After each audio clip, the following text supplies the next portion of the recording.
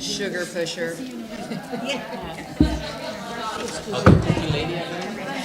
Now she's pushing the sugar. Pushing the cookie? So here, this is what we're teaching in class, LGBTQIA+. Okay, I got after the Q, what's the second Q? Well, one's queer, one's questioning. Intersex, asexual allies. Yeah, we'll see you soon, I'm sure. Still counting. Resuming the board meeting. It is, looks like 12:56 p.m., May 12th, 2017, and we'll be moving right along on the agenda, and that will be the executive officer's report. Kent? Alrighty, so excuse me. So the first item that we'll talk about is our budget. Our budget currently is just a little over $12 million for this fiscal year, and the expenditures through the end of March total just slightly over $8 million. So we are roughly at that particular point in time, 66% through our budget, so and moving right along. Also, at the end of March, we have collected almost $8 million, so revenues continue to be healthy. Also attached in your budget report, you can see the comparison by fiscal year for the past 4 fiscal years of our monthly revenue that comes in. So, the trends and the patterns still look the same, just the slight increase because we have more people now. Our fund condition remains pretty healthy. We are at 4.2 months in reserve. Statutorily, we can have up to 24 months in reserve before we have to do other things. And then in our general fund loans, the fund condition report that's included in your packet right now reflects a $6.3 million repayment for next fiscal year. Yay!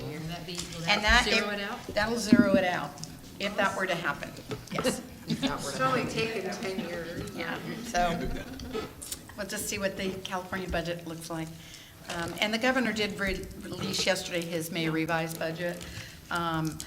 It's initially, they were projecting, I think, a $5.8 billion shortfall, but it's shortened now to 3.3. So we're still a little bit short, but some funding that was initially projected to be removed has now been reinstated, but he is still exercising a good fiscal restraint message, and with all the turmoil in the Capitol and decisions that are being made, some of those are going to have a drastic impact on our budget in California, so we'll have to wait and see how all of that sort of disseminates across the nation. So when we move, are there any questions about the budget? The next one is our operations report. Your statistics for the third quarter are included. Overall, our application volumes decreased this last quarter by 7%. Our processing times still continue to be under 30 days, which is really, really good news. We're in a good spot as we come on to the application avalanche season that will be upon us here at the end of the month and through the summer. We issued nearly 1,300 initial licenses this third quarter, and as of April 20th, we have over 107,000 licensees and registrants. Wow. We are exploding. So the examination program, in the packet this time you will see the examination pass-fail rates from 16 up through this last quarter, as well as the pass rates by school. The pass rates by schools have been posted to the board's website so the schools can take a look at them. So the program has administered 5,784 exams in this third quarter. And when we look at the pass rates for the third quarter, things are as expected, the pass rates. Of concern is the 54% pass rate for the clinical exam. Not overly concerned about this one yet. This is probably the first group of individuals that have come through the clinical exam that have never been exposed to some of the questions because they previously took it on a prior exam, such as our standard written.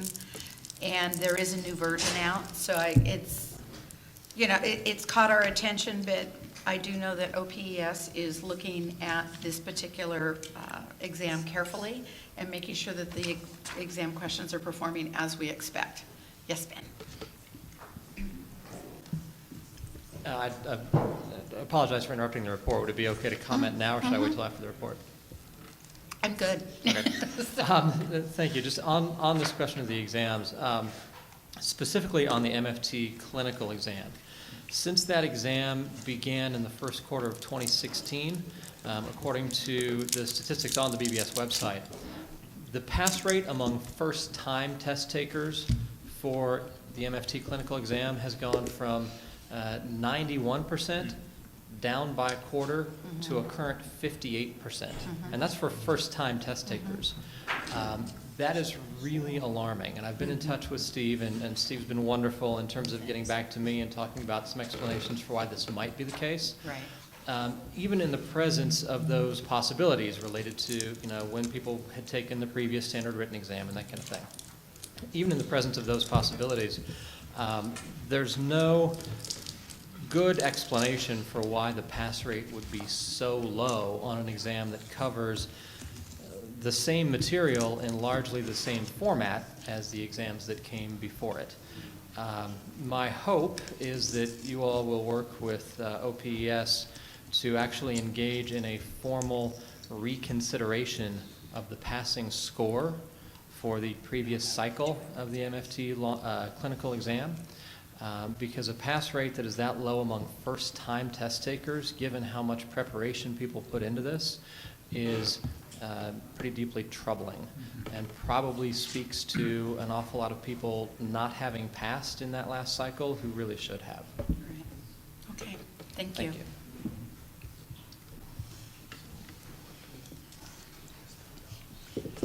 And to develop these lovely board exams, we held 12 examination workshops. Oh, I'm sorry, Jill, did you have a comment?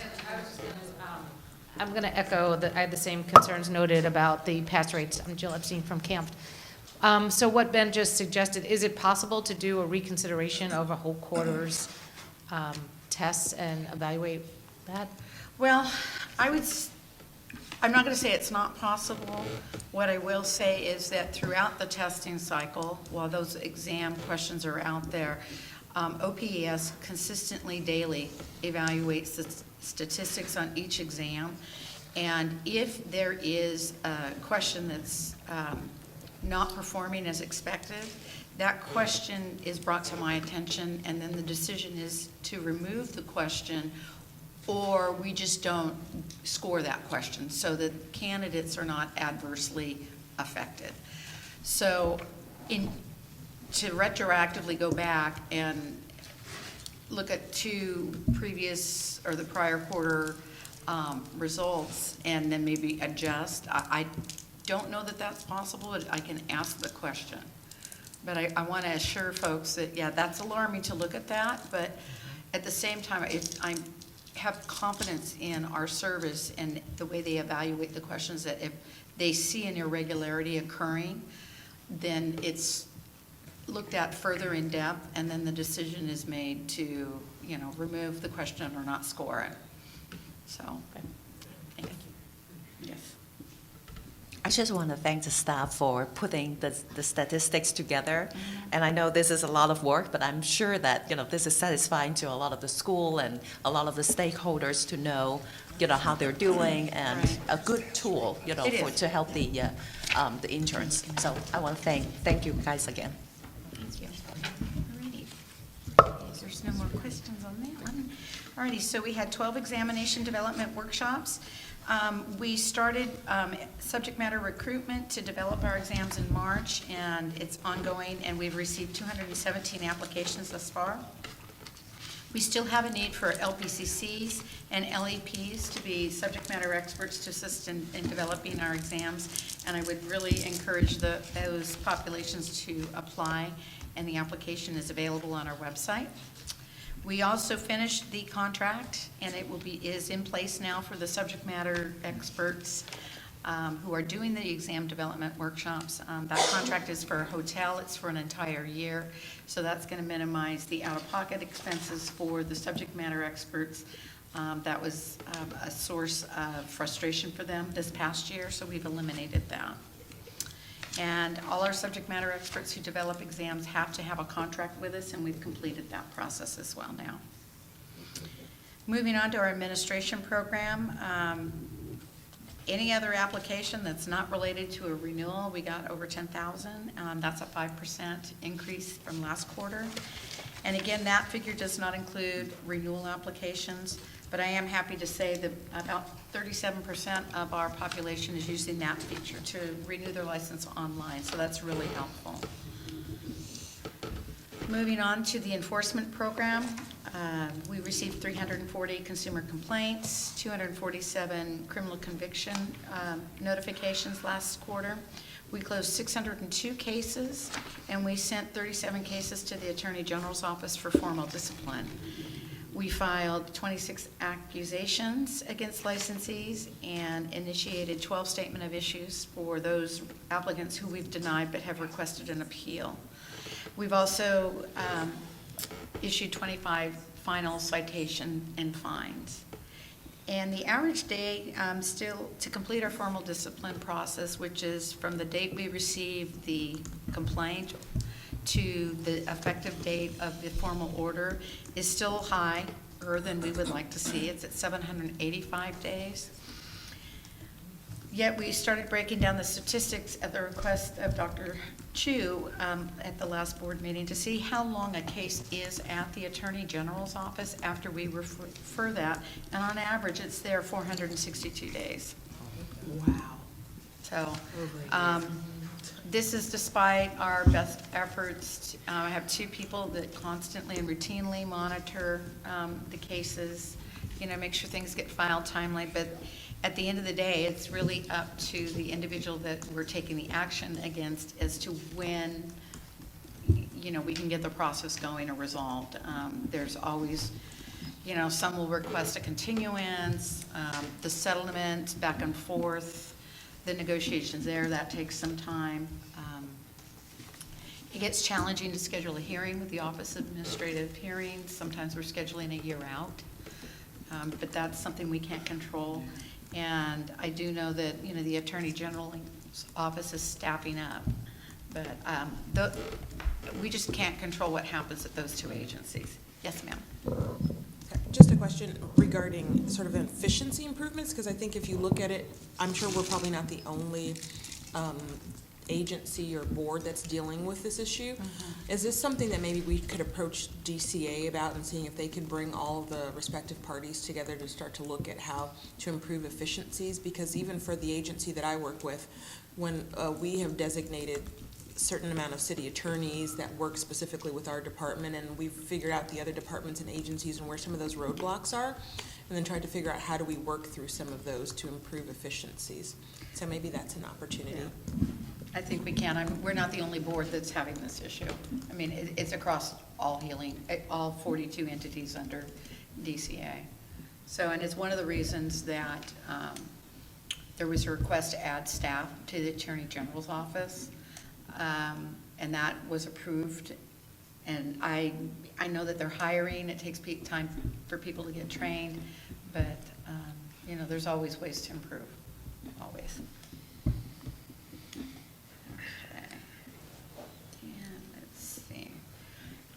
Just in-house, overall, generally, it takes 166 days for the board staff to close their cases, all investigations. So we're pretty efficient in-house where we have the control. I'm also happy to report that next month on the 21st of June, we're going to hold another subject matter expert training for the enforcement unit. And that'll be a day-long training session, and we're going to invite those new applicants that have applied to be subject matter experts for the enforcement program, as well as extend it to existing enforcement subject matter experts. So we're happy to do that. The continuing education audit continues to reveal the same information. Our pass rate is still the fail rate is still a little higher than I would like to see it. It's right around, I passed out an updated version. It's still right around 26% overall. The reasons for failing the audit still remain the same. They either take the CE from an expired provider, unapproved provider, they don't take the required number of units, or you, within that renewal period, or they don't even take the law and ethics. We've just had a strong concern with one of the professions, and so to that end, we did a mailer last week. We sent a letter reminding them of their renewal requirements, where they could get it. I'm in the midst of preparing another newsletter that we'll release here shortly, and it's going over all the CE requirements, where you can get them. One of the improvements on the website that we're going to make is putting a link to the approval agencies, so that folks can go to the approval agency and see how you can, if that provider is appropriate or not. So we're trying to get the word out. I know that part of our outreach activity also includes the reminders. So, and the word is out that we are auditing, so I think people they're well informed. They just don't. I think we're catching them at a bad time. Unfortunately, those that fail the CE audit do get a citation and a fine, and it's structured to reflect the missing number of units and your effort to comply. So, thank you. I have one question. Do you have any sense of when you're going to have those links to the approval agencies? And is it going to be a link to the approval agencies' approved providers? That's what I'm hoping to do. They're revamping the website right now. My direction has been, I would like that and our phone tree revised, everything in place by July 1. So if all the planets align correctly, yeah. And then maybe the approval agencies can be given a deadline Yes. to provide that information Yes. to you. That Yeah. would be great. That's my next big project when I get back in the Great. office. Thank you. Thank you. So our outreach activity has really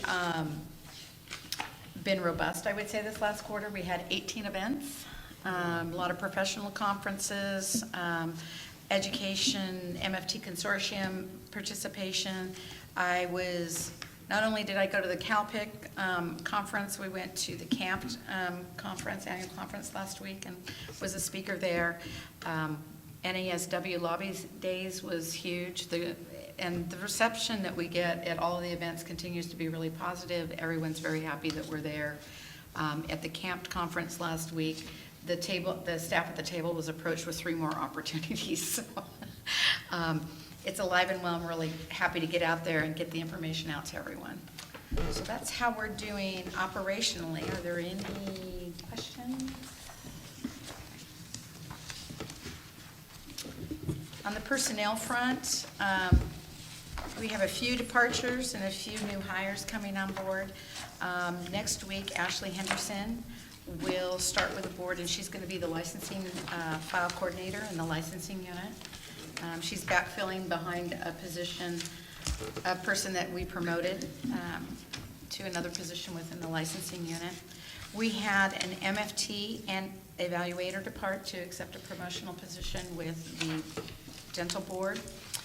And so that was Lee Lyle. She took a promotional position over there. And then Shelley Manessy was separated from state service at the end of March. Currently, we've got 6 vacancies. And the recruitment process is underway. I do know that since this report was prepared, with another individual starting shortly in the licensing unit, so that job offer was made, and she'll start here in another couple of weeks. And the enforcement unit has 2 vacancies. We're working on getting those filled. I know background checks and conditional offers have been made, so we'll be able to announce those individuals next week.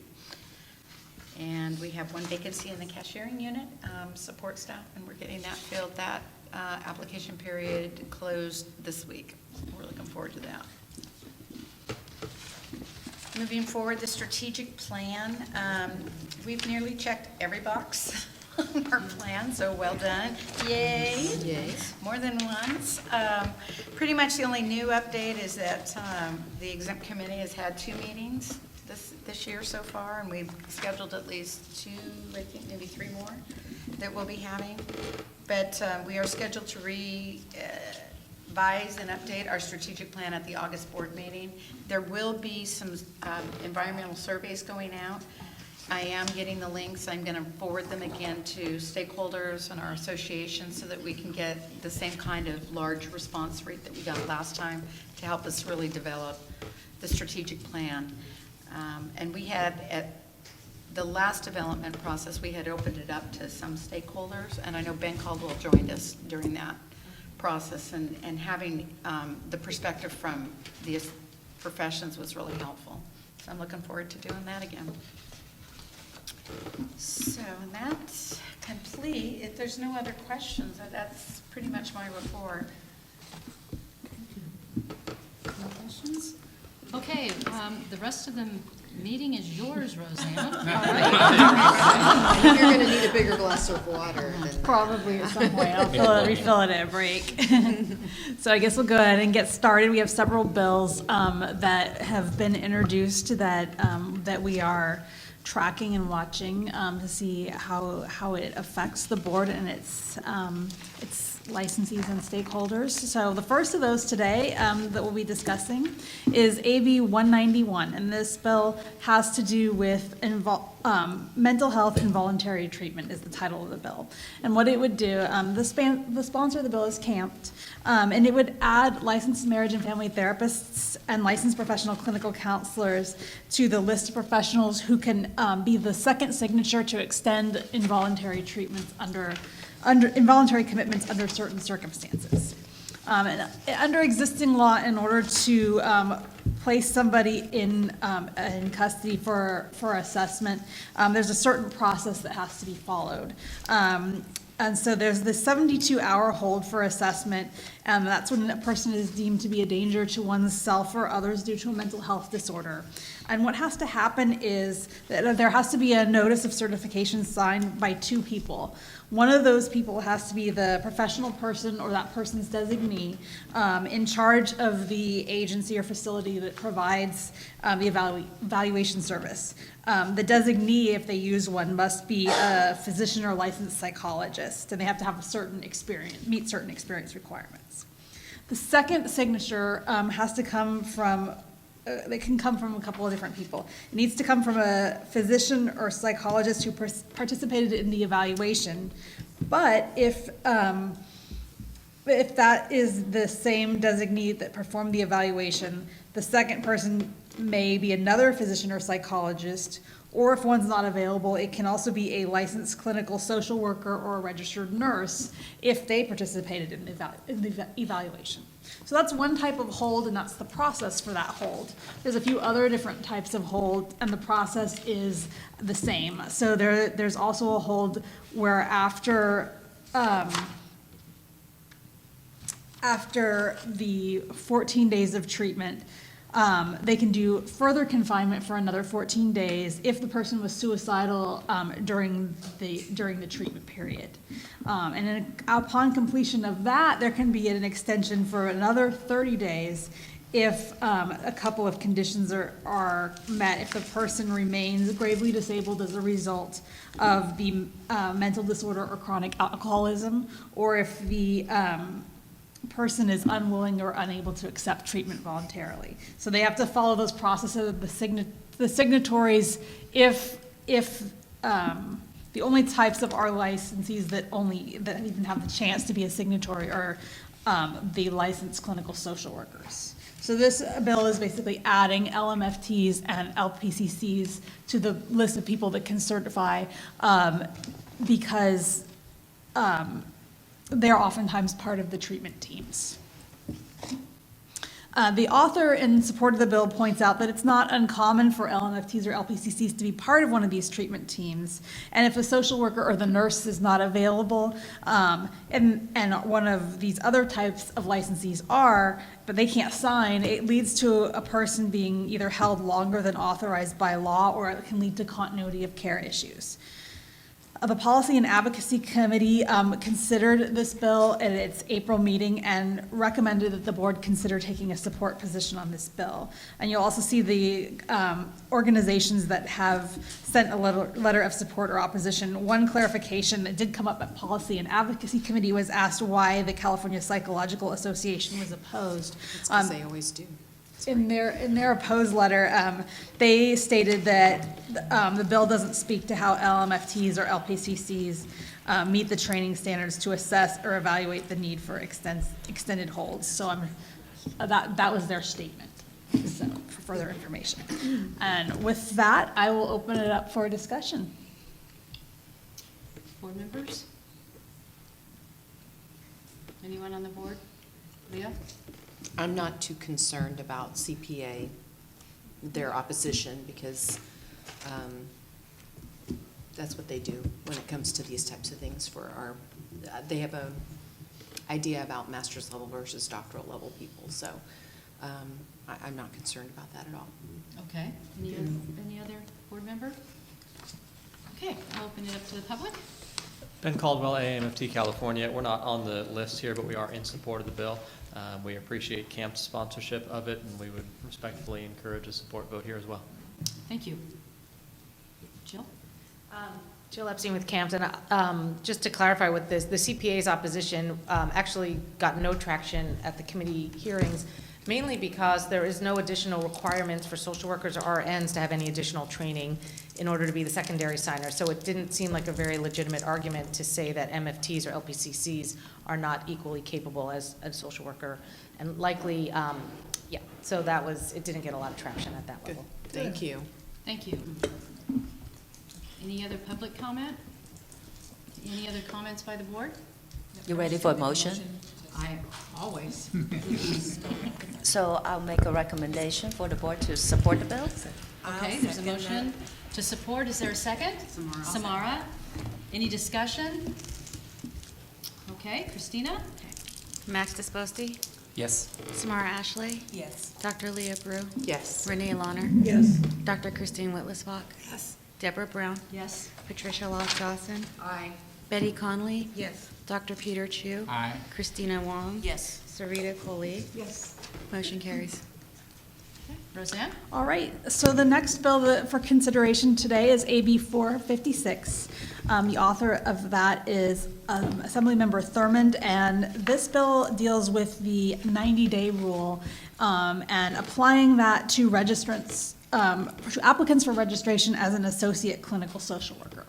So currently, this board has what we call the 90-day rule, and that allows applicants for registration as either a marriage and family therapist intern or a professional clinical counselor intern to count their post-degree hours of supervised experience while they're waiting for their registration number, as long as they apply for their intern registration within 90 days of the granting of their qualifying degree.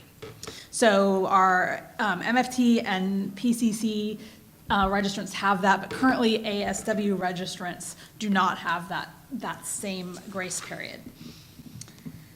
The 90-day rule has been included in LMFT licensing law for many years. I looked back, it's been at least since 1984. We don't, it was put in place sometime in the 1980s.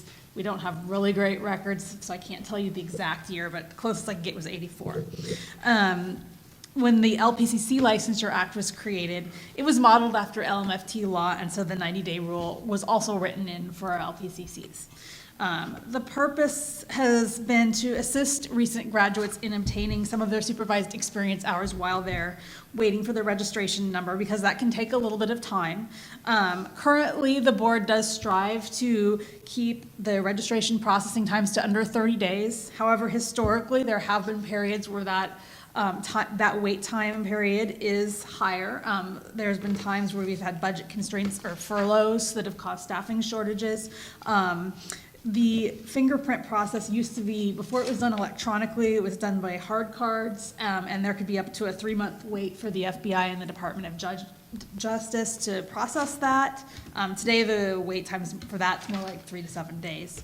But there's also seasonal application, high volume times, graduation period, which is upon us now, where we get a lot of a lot of applications, and it's a lot for our staff to process. So the times go a little bit up at that time. The author's office states that the delay between graduation and receipt of the registration number creates a hiring barrier for ASW applicants and an unnecessary inequity because the MFT interns and the PCC interns already have this, so it's sort of a disincentive to hire an ASW. They can't start working necessarily right away. And so there's that argument. The bill is actually sponsored by two agencies, the Seneca family of agencies and Lincoln Families, who hire a lot of our registrants, and they identified this as an issue. The board's previous position on the 90-day rule, the board actually in 2012 tried to pursue legislation to eliminate the 90-day rule for all applicants, LMFT and LPCC applicants. The board has historically had some concerns that the 90-day rule could potentially allow somebody to practice unlicensed and unregistered outside the board's jurisdiction while temporarily bypassing the board's enforcement process. And there's kind of two concerns about this. The first concern is that if a consumer or a supervisor were to file a complaint against one of these individuals, they're not technically registered with the board yet, so they're not technically under our jurisdiction. The law does say that they can't be working in a private practice yet, but they could be working in other types of settings. So that's the first concern. The second concern is that using the 90-day rule, an applicant with a previous conviction could be able to submit an application after graduation and begin working. And if they have a conviction, we request conviction records. They have up to a year to supply those. That would be considered a deficiency in the application, and all deficiencies have a 1-year period where they need to be remediated or the application becomes abandoned. And so most people tend to try to remediate their deficiencies right away because they want to get their registration number. However, occasionally an applicant with a conviction may delay, or it may take a little bit longer, even up to the full 1-year period. So those are the two main concerns. If somebody with a conviction did delay and the board ended up placing some kind of restrictions on that registration, however, the hours that they had already gained under the 90-day rule would not count. So that is a risk that they take by starting to work and hoping to count those hours, is that they have to, if there's any restrictions, those hours won't count. So with the 90-day rule and trying to eliminate it, the board ultimately was unable to find an author for that proposed legislation. There was stakeholder opposition to that proposal, and also the board doesn't have a specific case where there was a serious consumer protection issue due to the 90-day rule. That just hasn't happened yet. We recognize that it is a possibility, but we haven't had anything major thus far. So that's a little bit of the history of the 90-day rule. With this bill, there are a couple of minor technical amendments and things that I wanted to make you aware of. The board is also sponsoring AB 93, which is our supervision bill. It affects the code section, same code sections that this is affecting. And so when you see this bill, if both bills passed, it's going to look a little bit different in terms of numbering, because the changes that are being made in this bill are going to need to move to different places. So just a FYI on that. It can be resolved using double joining language, but it is going to look a little bit different. There is also an amendment that staff would like to request that we're making in AB 93. We want to clarify that the 90-day rule starts when the board receives the application, and that's just due to some instances where there's been lack of clarity or confusion. And so we've already amended AB 93 to do that. If we put in the 90-day rule for LCSW applicants, we would like to have that same consistent language, so we would ask for that amendment. And speaking with the sponsors, they've been agreeable to that. We discussed this bill extensively at the Policy and Advocacy Committee in April. The committee decided not to recommend a position at that time and to take it to the board for further discussion. The committee asked staff to take another look into whether any significant enforcement issues had been raised since 2012, the last time that we discussed this issue. And checking with enforcement staff, there still hasn't been any significant enforcement cases involving the 90-day rule. We tracked the time periods for a little while and weren't really finding anything. One possible solution, if there is a concern about the 1-year remediation period, would be if it's determined that that's excessive, then the board could decide at some point, probably not through this bill because it would need to be for all 3 license types, but to put a cap on the amount of time that the 90-day rule could apply to make it shorter than 1 year. So that is one possible solution to that. But that's not in this bill as currently written, and it, as currently written, only affects LCSW applicants. So with that, I will open it up for discussion. Okay, any board members have? Renee? I think it sounds like staff has done a huge amount of due diligence on the bill. The bill with regard to MFTs has been in effect for about 35 years, so we have good statistics. So without or with no danger to the public, would seem to me to make a lot of sense, certainly from a workforce and from every other standpoint, to support the bill. And then as a separate issue, I do think the 1 year, but across all license types, the 1 year time period should be shortened, but I think this bill should be supported. Yeah, Leah? Just to piggyback off of that, with regard to, I agree, it would be another bill for the 1 year time period, but I would want to make it relative to convictions and not relative to other types of things that they have to make up for just future reference, because convictions can pull it together quicker than somebody who has to maybe take a university course. Yes. It's a separate issue. Separate issue.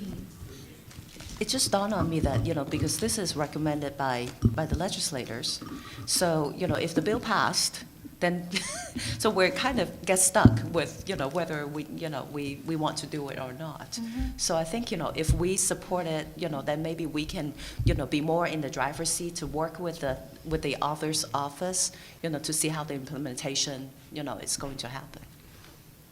Well, I think the way the bill is set up is it's going through the legislative cycle now, so if they sign it, it becomes effective January 1. So any proposed fixes that we've talked about for later down the road to CAP, there's no way to put it in this bill because it only affects the LCSWs. But that's sort of something that we can take up later at the year. Maybe if we feel strongly about it, then we can talk about legislation for the upcoming year. But yeah, this one's moving. It's moving. It's moving, and yeah. But it's a separate issue anyway. Exactly. So the issue right now is, how do you feel about this particular bill? Support? Yeah, Or not, or? Okay, did you have something you wanted to say? Yes. So at the Policy and Advocacy Committee, I had some grave concerns about this bill. And we as a board, just 5 years ago, had such a concern about this bill that we tried to get the 90-day rule eliminated across the board. So I just want to remind people of that. And the discussion that I heard at the Policy and Advocacy Committee a lot was about parity, and they've got it, so we want it. And so I feel a lot more comfortable now knowing that there have been no enforcement incidents, for the MFTs. So I do feel better about that, and it is a workforce issue, I agree, and so I am feeling better and better about that. But I just would want to make clear and put it on the record that at least for me, and I hope the board agrees, that we're not, if we decide to support this bill, it's not because someone has it and so another profession wants it, so we're going to give it to them. It's not about that. It's about, we've looked and made sure that this isn't going to impact public safety. So I just wanted to get that comment on the record. Okay, thank you. Anyone else on the board have a comment? I was going to make a motion. Well, I'm going to open it up. Okay. Please state your name, please. Hi, I'm Josie Hilt, and I'm the Regional Executive Director for Seneca Family of Agencies for our Southern California programs here. So I apologize, I do have some notes because I want to make sure I get everything across, but I am following Dr. Kennedy and also lunch. So. So Seneca is a provider of children's mental health education, probation, and child welfare services across the state of California. We serve over 18,000 youth and families each year in over 17 California counties. Seneca is a co-sponsor of AB 456, and we strongly believe that this bill represents a positive step forward in moving unnecessary barriers to the development and sustainability of the public mental health workforce, particularly for social workers. And as an LCSW myself, I strongly align with the intention behind AB 456. To provide you some context, across our 150 programs across the state, Seneca employs over 450 master's level licensed practitioner of the healing arts, of whom over 50% are social work graduates, who are currently not able to collect those hours during the 1, 2, 3, or even 4 months while they wait for their accredited School of Social Work to issue their diploma and while they await the BBS registration number. While many factors contribute to those delays associated with receiving the ASW number for the BBS, the reality remains that new graduates stand to lose anywhere from just a few hours to potentially hundreds of hours out of the 3,200 hours that are required. This disparity between social workers and other mental health credentials does become significant. Further, at Seneca, we work hard to support the pipeline to the mental health field. We support dozens of clinical interns each year. Last year, Seneca hired 2/3 of our graduating clinical interns, of whom 85% were newly graduated MSWs. As an employer, Seneca engages in rigorous hiring and screening practices to ensure that all prospective interns and employees are fingerprinted and that they pass the Department of Justice and Child Abuse Central Index background check in order to work at Seneca in any position. Our commitment to protect the health and safety of our clients is also reflected in our agency's practices of highly structured weekly supervision for all employees and interns. All clinical staff are working under the close supervision and support of licensed staff within their particular professional credentials. Our greatest resource is our current and future staff. Seneca strongly supports AB 456 and its benefits. Any barriers we can collectively remove to facilitate the growth and enhancement of the mental health profession is a worthy endeavor. I will also state that today is especially poignant because it's the USC graduation day. So we have many MSWs who are graduating today. So on behalf of them and the 2 from our particular programs that are graduating that we would love to hire, I would like to thank you for your time and support. Thank you very much. Is there anyone else who would like to make a comment? Rebecca Gonzalez, NASW, California. Of course, we're here in support of this bill, and this bill, the idea for this bill did come from employers. They were the ones who approached Tony Thurman, and we are, of course, in support because we are concerned with a disincentive for our graduates to be hired, and we're very grateful they brought this forward, and we ask the board for your support. Thank you. Any other support? Any other questions? Pardon?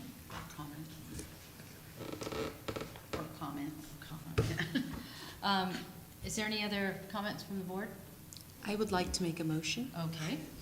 I would like to move to take a position of support and direct staff to work with the sponsors to make any non-substantive changes if necessary. Very good. I like to second that. Okay, and Renee's the second. Christine, any discussion? Okay. It's okay. You can second the next one. You can even make the motion. Okay, Christina? Max Disposti, Yes. Samara Ashley, Yes. Dr. Leah Brew, Yes. Renee Launer, Yes. Dr. Christine Whitlisbach, Yes. Deborah Brown, Yes. Patricia Lock-Dawson, Aye. Betty Conley, Yes. Dr. Peter Chu, Aye. Christina Wong, Yes. Sarita Coley, Yes. motion carries. All right, Roseanne? Moving along to AB 508, this bill is, the title of this bill is Healthcare Practitioners Student Loans. And what this bill would do is remove Healing Art Board's ability to issue a citation and fine, and its ability to deny an application for a license or renewal of a license due to the licensee or applicant being in default on a U.S. Department of Health and Human Services educational loan. Under current law, a Healing Arts Board can issue a cite and fine or deny an application or a license renewal if a person is in default on one of these loans. It requires the Healing Arts Board to consider a couple of factors when deciding whether to issue a disciplinary action, and that is the population served by the healthcare practitioner and the practitioner's economic status. And so, the author, in support of this bill, they say that they're seeking to protect professional licenses because of defaulting on student loan debt, because it basically, such disciplinary action removes that person's ability to repay their loans and other bills.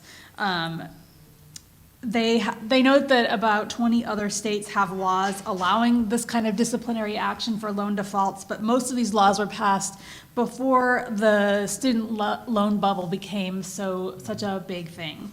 And they cite certain evidence, data from the U.S. Department of Education shows that nearly a third of student debtors with federal loans are behind on their bills. And the Association of American Medical Colleges cites data showing that 86% of their class of 2013 graduated with debt. 40% of that, and this is medical colleges, but 40% of those owed at least $200,000 for that particular profession. Recently, in 2015, the state of Montana passed a bill removing the state's ability to revoke licenses for this reason, for student loan defaults. In particular, for our board particularly, our enforcement unit does not have any recent memory of issuing citations or fines for any student loan defaults at all. So it's not something that we're currently actively doing. There is the authority in the law to do it if we so chose. At its April meeting, the board's Policy and Advocacy Committee recommended the board consider taking a support position on this legislation. And there's some, in attachment A and B, there's some information about Montana's recent bill removing the ability to take action for this. Okay. Any comments from the board?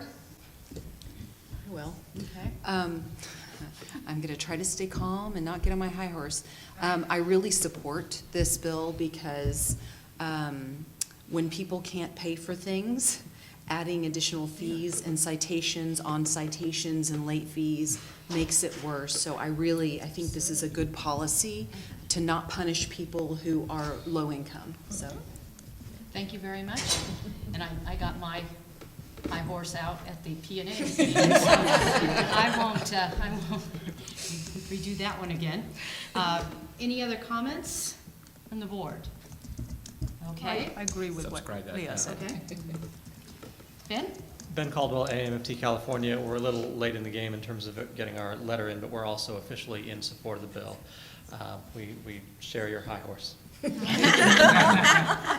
I just have a question for Roseanne. Have we not reinforced in the past because there were no incidents that were going in their regards, or just there was not a case? Or We just haven't had any incidents. We would have to get a complaint that somebody was behind, and we haven't gotten any of those kind of complaints. It's. Right. I think it would be hard for a complainant to know. Right, good.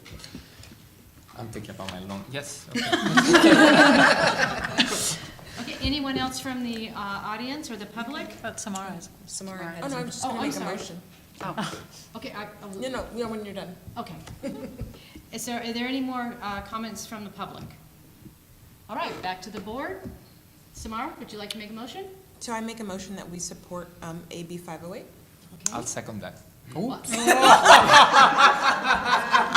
okay. It's fine. I think it's in the board's best interest to let Sarita have the Yes, second. I think so. The way she looked at me, yes. The look. I need I to be would like to put quicker that on on the the uptake record. here, you know? I saw that look too. Yes. Yeah. Okay, so Jeopardy. Samara has made the motion, Sarita has made a second. Is there any discussion? Okay, Christina? Max Disposti, Yes. Samara Ashley, Yes. Dr. Leah Brew, Yes. Renee Launer, Yes. Dr. Christine Whitlisbach, Yes. Deborah Brown, Yes. Patricia Lock-Dawson, Yes. Betty Conley, Yes. Dr. Peter Chu, Aye. Christina Wong, Yes. Sarita Coley, Yes. motion carries. Okay. We're going to move on beyond 703 to 767. Yes, and AB 767 was actually amended since your packet was published, and so I have handed out, not the analysis, I'll just include the updates when I talk about it, but I did print out and hand out a new version of the bill, so there, you should have a version, board members, that says amended in Assembly May 3rd, 2017, and I've also placed copies out on the front table, so hopefully stakeholders found those and were able to pick them up. So we're going to be talking about the May 3rd 2017 version of AB 767. And this bill is referred to as the Master Business License Act. And what it does is the bill creates a master business license system under the Governor's Office of Business and Economic Development. This office is oftentimes referred to as GoBiz for short. It would allow a person who needs to apply for more than one business license to submit a single master application through GoBiz, and then GoBiz would distribute the application information to each relevant licensing entity. So existing law establishes GoBiz and states that its purpose is to serve the governor as the lead entity for economic strategy, marketing of California, and issues related to business development, private sector investment, and economic growth. It outlines that office's various duties, and that includes partnering with government and private entities to encourage business development, and assisting with obtaining state and local permits is also one of their duties. Under the office, they have established already a permit assistance program to provide permit and regulatory compliance assistance to businesses. And they post licensing and permitting and registration requirements of state agencies on their website currently. So this bill, the goal of it is to take that one step further, and instead of just publishing the information, allowing an online one-step master business license system that can store and retrieve and exchange licensing information and applications. The bill would require each state agency to cooperate and provide reasonable assistance to GoBiz to implement this act. And it allows that any person applying for 2 or more business licenses that are in GoBiz's master system to submit a master application through GoBiz.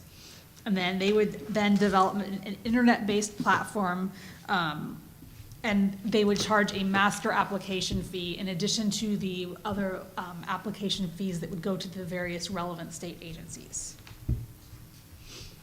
And the bill defines a license to mean any state agency permit, license, certificate or approval or registration to engage in an activity. The author in its support of this bill states that the most common form of businesses in California are sole proprietorships. And these businesses face regulatory hurdles when starting or expanding. To assist with this, GoBiz has a portal on its website called CalGold, and what you can do is you can enter the city and county where you're planning on opening your business and the type of business that it is, and then it will bring back the list of licenses or permits needed for that business. So currently, our board's licensees aren't incorporated into CalGold, so just to see what it was about, I did a search for an optometry business, because that is in there, and I just chose Sacramento City, County of Sacramento, and the results of my search are shown in attachment A, and basically, if you're an optometrist, it would show all the possible permits and licenses and things that you would need from city, county jurisdiction, state. And so some of the things that came back would be like a business license, a fire inspection fee, air tank permit if your business needed that, if you're an optometrist, corporation information, licensing information from DCA. So and then each of those items has the contact information for the entity, whether it's city or county or state that regulates it. So this would take it a step further and have like a master process. And I think the effect on this board's applicants is that it could be helpful for a business owner, because there are a large number of permits that come back that you find hits on that you would need to consider. And so that information might be helpful. However, in the case of this board's applicants, they go to school to specifically obtain a master's degree to gain a license with this board. And so their educational institution works with them along the way, and by the end of their graduation, it's very likely that they are very aware that the Board of Behavioral Sciences is going to be their licensing entity. Obtaining a license with this board is a process. It's first in becoming a registrant with the board, then going through the exam process, and then finally going to the final license. So it's not really a one-time thing. It's more of a process that they need to work with the board on. So it might, in the case of this board's licensees, be a little bit unreasonable to assume that an outlying agency can take on that task ongoing with them. In addition, there's a little bit of concern from staff about an outside entity's ability to keep that information up to date for so many state and other entities. For example, I noticed with just the optometry, when you type in that, do that search, it lists the medical board as the licensing board for dispensing opticians, if that's what you're going for. But according to the medical board's website, when you go there, the optometry board assumed that responsibility effective January 1, 2016. And that's not reflected on the website yet. So that alone could be confusing and a little bit difficult for that entity to be an expert on what all these other agencies are doing. And as we know, things are always changing everywhere. In addition, one other concern is this board is currently not even accepting online applications for our own licensees. We do for renewal applications, but not for initial license or exam eligibility.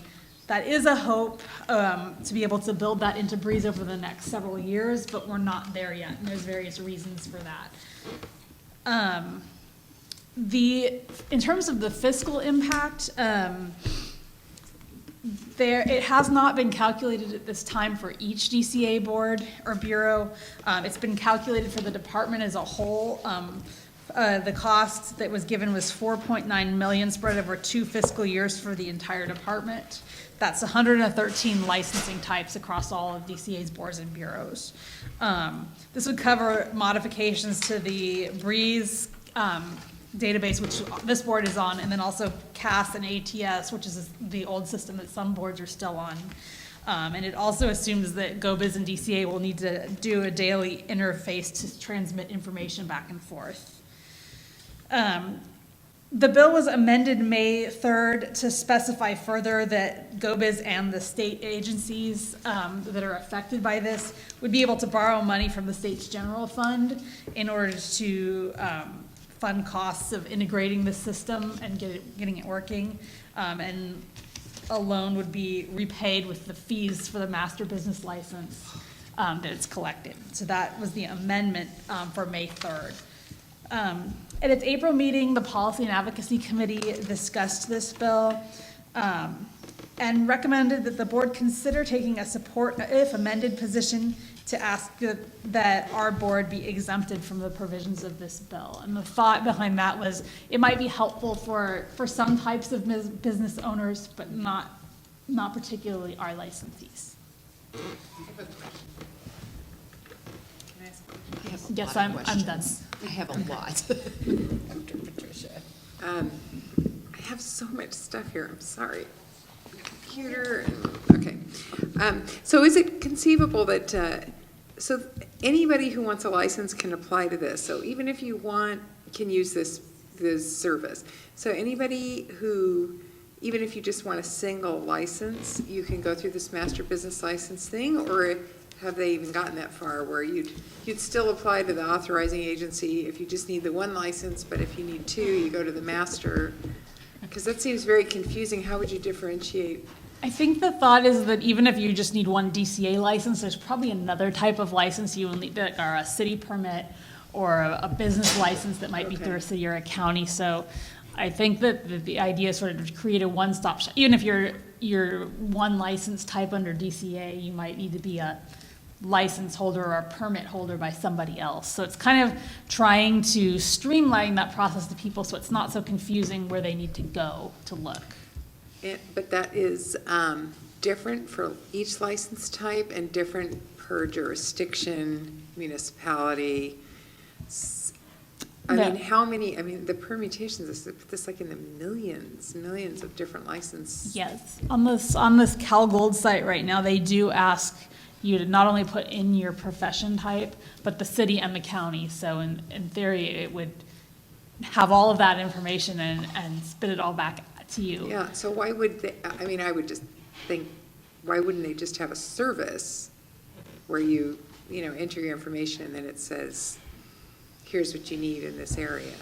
That's what they have right now. This is trying to take GoBiz operates that right now? What's that? GoBiz? GoBiz does, yes.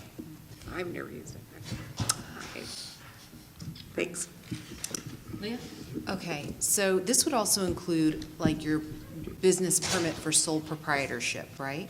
Yes. Yeah, so I am vehemently against this because that's gonna make owning your own business more expensive. Like already, California is, the biggest complaint is that it's not business friendly.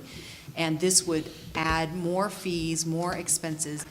And there's something a little bit scary and creepy of having that much data centralized.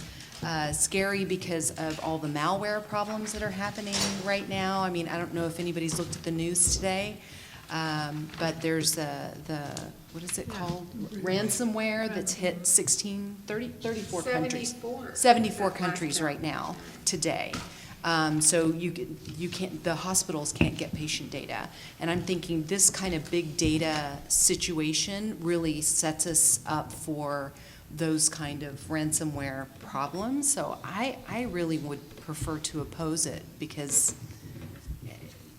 those different groups that want to do it on their own, they can, but it just makes me nervous. Boy, there got to be some strong algorithms. There's got to be some really complicated, well thought out. Well, don't you think those hospitals had them though? Yeah, I know. But I mean, just even to make this work as it's intended in the legislation, I would like to meet the programmer. That is right.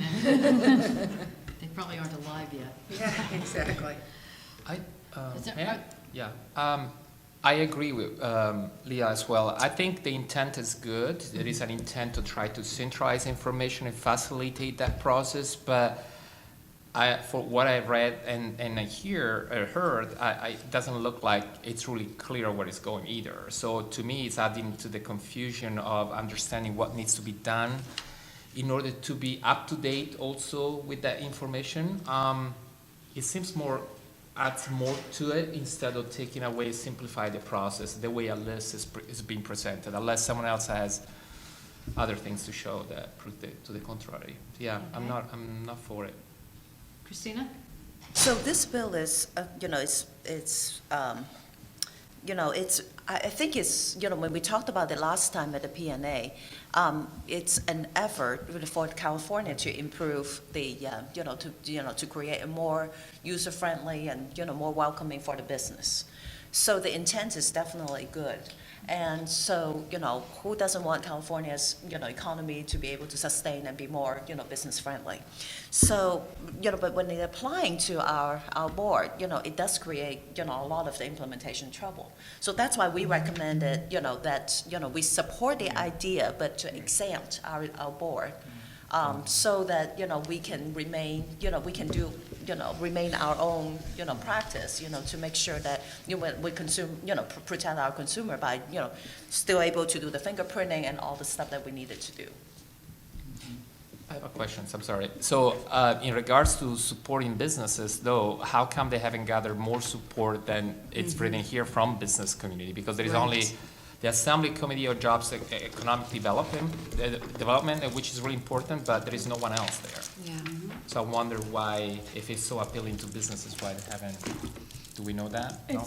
It's somewhat early in the legislative process. Okay. But other bills have long lists of sponsors. It hasn't moved all that quickly yet. It's possible more. I know that a lot of other DCA boards are taking a look at it. It hasn't moved a lot, and it's fairly early. So if this bill did not get passed, people could still use that service if they wanted, right? The service is there now, it just doesn't have,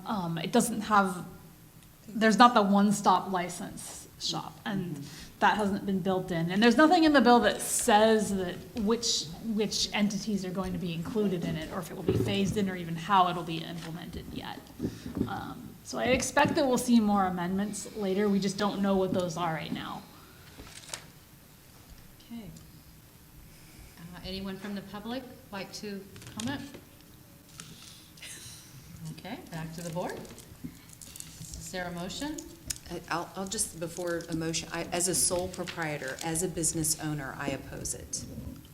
Not just as a licensee, from both perspectives.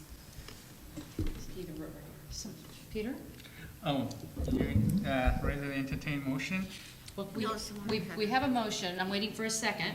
We don't have a motion. We don't have a motion. No, Oh, That's you were just stating an doing a personal opinion. thing? Oh. Just stating an opinion. Okay, more coffee. I just had a comment. Okay, do I have a motion? She has a comment. She has a comment. She just has a comment. We're still discussing. Just being dry. Sorry. I can understand some of the concerns, and we went over this for a pretty lengthy time at the P&A committee. And I think some of the thought process behind this was that we didn't want to oppose something that was looking at efficiency improvements coming out of like the governor's office.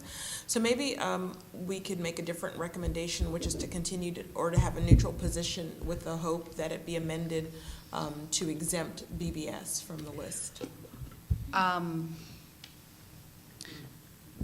If we don't take a position, then our argument to remove us gets weakened. Which is where we came. Which is where we ended up were with at the support if P&A. amended. Right. Because the support part of it being, we like the concept, it's just not applicable to us. Peter? I would like to move that the board take a position as support if amended position for this bill and ask for the board to be exempted from its provisions. I'll second that. Okay, and there's a second, and Roseanne, you have Roseanne? a comment. So yeah, I just was I gonna know, clarify I'm just that. waiting for everything to settle down, and I know she wants to make a comment, yes. I was just gonna clarify that a support if amended means we would support it if we were taken out. Yes. We were Right. not in it. If we did oppose unless amended, that would mean we would be neutral on the bill as a whole, unless they didn't take us out of it, so. Okay, Yeah. so Peter, Yeah, no, that's the intent of the motion. okay, Thank so you. the motion has amended to Yeah, include that, right. okay? And you agree with your second? All right, any other discussion? All right, Christina? I just would like to ask for some clarification. Is that a support if amended? Yes. Okay, Yes. thank you. Max Disposti? Yes. Samara Ashley? Yes. Dr. Leah Brew? No. Renee Launer? Yes. Dr. Christine Whitlisbach? Yes.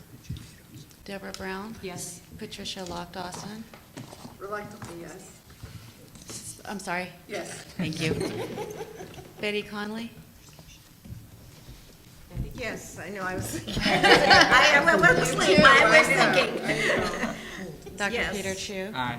Christina Wong? Yes. Sarita Coley. Yes. Okay, I have one opposed. Motion carries. Okay, moving on. Okay, AB 1116 is the Peer Support and Crisis Referral Service Act.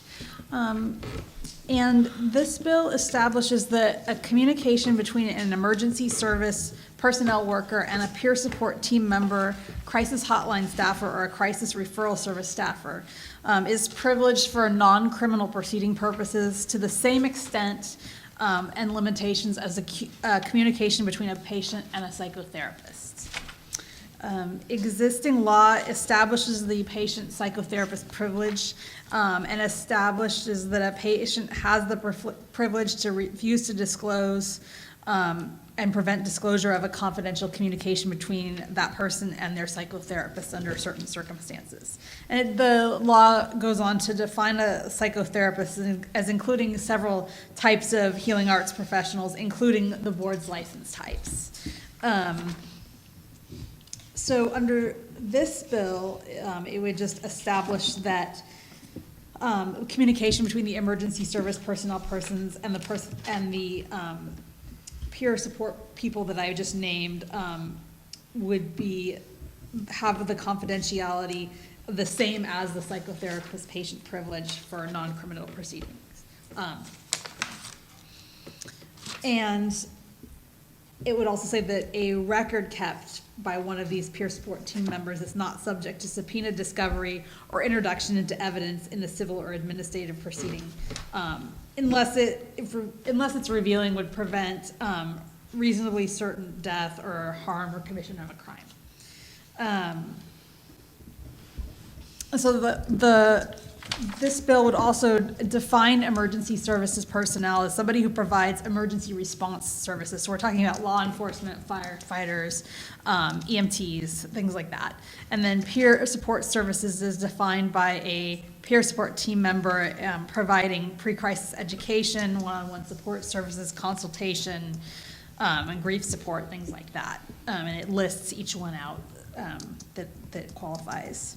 It defines a peer support team as a critical incident response team composed of individuals from emergency service professionals, hospital staff, clergy or educators, or mental health professionals who have completed a certain peer support training coursework.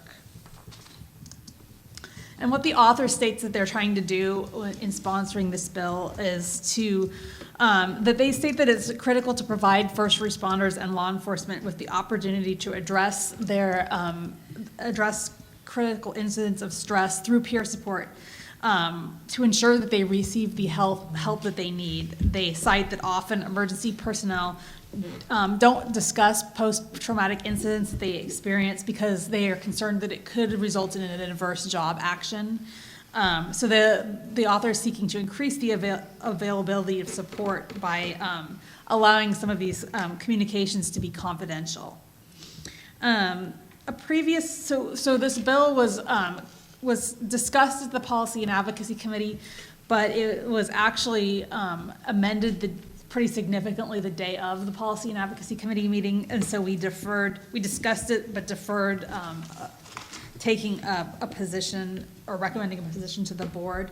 That previous version of the bill, there were some potential concerns because the previous version defined these peer support or crisis hotline staffers as psychotherapists under Section 1010 of the Evidence Code. So we had some questions about whether defining these individuals as psychotherapists might create some unintended consequences.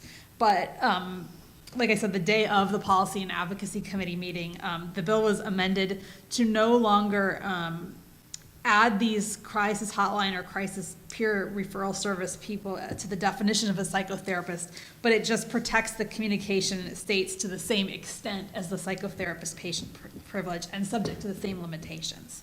So it doesn't include them in the definition of a psychotherapist anymore. So that is the current version of this bill, and I'll open it up for discussion. Okay. Christina? So I'm very glad that they removed that linkage to make it equivalent to the psychotherapist. Because I think the reason why we didn't make a recommendation was, the unintended consequences. If they equate the first responder and their peer support people, to be like the psychotherapist. So in view of that, I would love to support this bill because the importance of, for the first responder to really process their own trauma, when they're responding to, basically, based on their the nature of their job. So there are a lot of the vicarious trauma, a lot of the, important things they need to be, to debrief. So I would love to support that. Any other questions? Okay, open it to the public. Any comments? Rebecca Gonzalez, NASW California. We were involved with talks with the sponsor, and I think all of the organizations here were involved, and they were very responsive to making those amendments. So with that, we do not have any negative issues with the bill. Thank you. Any other comments from the public?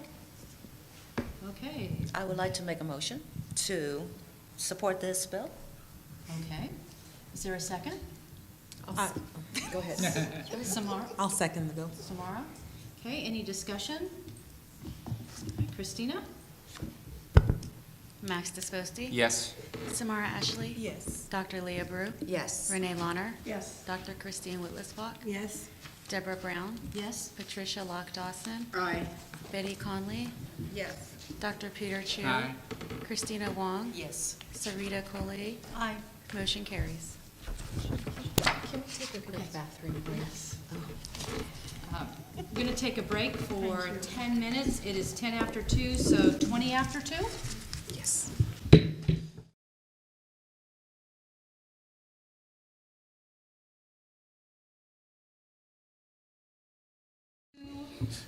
Is that 23, 24? I got the old classic. All right. 222. We'll go with that. So the next bill that we're going to be discussing is AB 1188, and that has to do with health professions and the loan repayment program. And so this bill would increase the mental health practitioner education fund fee that LMFTs and LCSWs pay upon license renewal every other year from $10 to $20. And it would also add LPCCs to that program, and they would pay a $20 fee as well upon license renewal.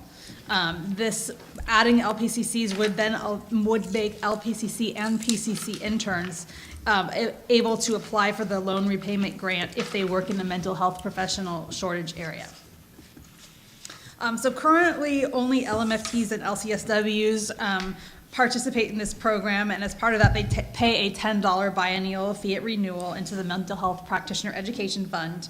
That fund is housed under the Office of Statewide Health and Planning Development, or OSHPD, and it allows anybody that's working in a patient shortage area, they can apply for a grant to reimburse educational loans related to a career as a licensed mental health provider.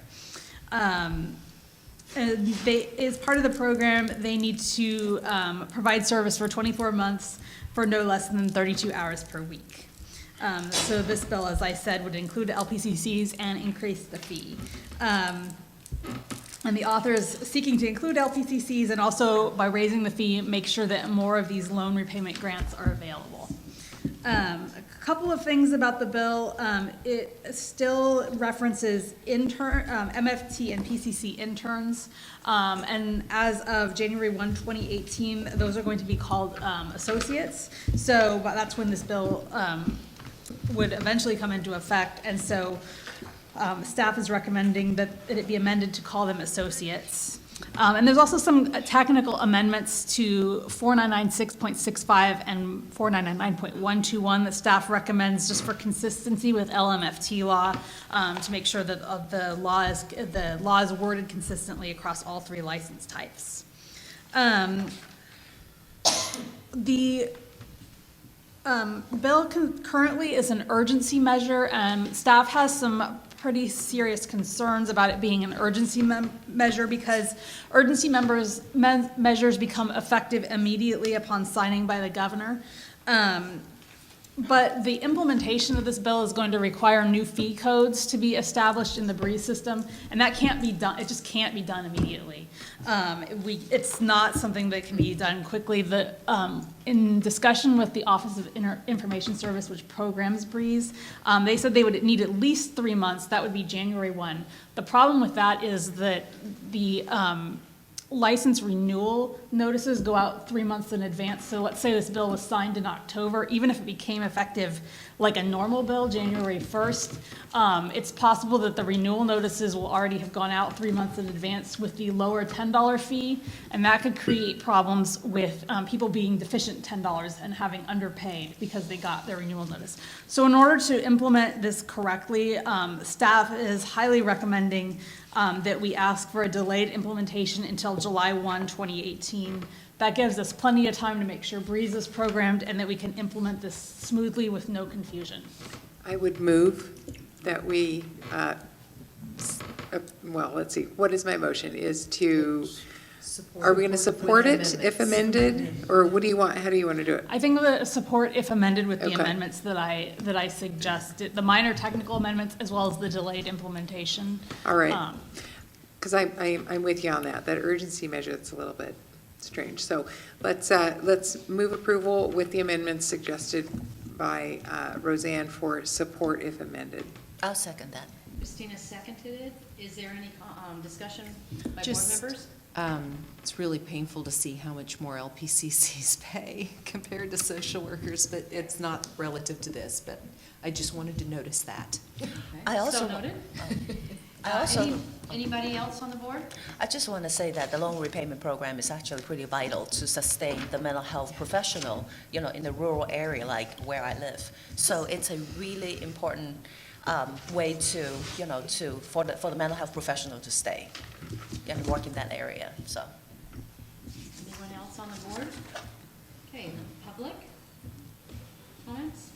Dean Porter, California Association for LPCCs. We thank you for your support. Thank you. Rebecca Gonzalez, NASW, California, also in support of this bill. Thank you. Ben Caldwell, MFT California, we're also in support of the bill. While we certainly understand the practical realities of how something like this would be implemented, to reiterate a question that came up at the Policy and Advocacy Committee meeting, I would guess that part of the reason for the urgency here is that you currently have 2 loan reimbursement programs that sort of operate side by side. One that is funded by these license renewal fees, the other that is funded through Mental Health Services Act money. My understanding is the portion that is funded through Mental Health Services Act money is likely to end at the end of 2017. So the sooner that this can be implemented, the better, although again, we understand the practical realities of doing so. Thanks. Thank you. And Jill Epstein with Camp, we're also in support. Thank you. Okay, any other comments by the board before we go to a vote? Okay, Christina? Max Disposti? Yes. Samara Ashley? Yes. Dr. Leah Brew? Yes. Renee Launer? Yes. Dr. Christine Whitlow-Spot? Yes. Deborah Brown? Yes. Patricia Locke-Dawson? Aye. Betty Conley? Yes. Dr. Peter Chu? Aye. Christina Wong? Yes. Sarita Kohli? Yes. Motion carries. Okay, Roseanne? Sorry, I'm distracting Roseanne. All right, the next bill is AB 89, and this bill has to do with the Board of Psychology and suicide prevention training for psychologists. And this bill would require, beginning January 2020, an applicant for licensure as a psychologist or licensed psychologist upon renewal of their license to demonstrate completion of at least 6 hours of coursework or supervised experience in suicide risk assessment and intervention.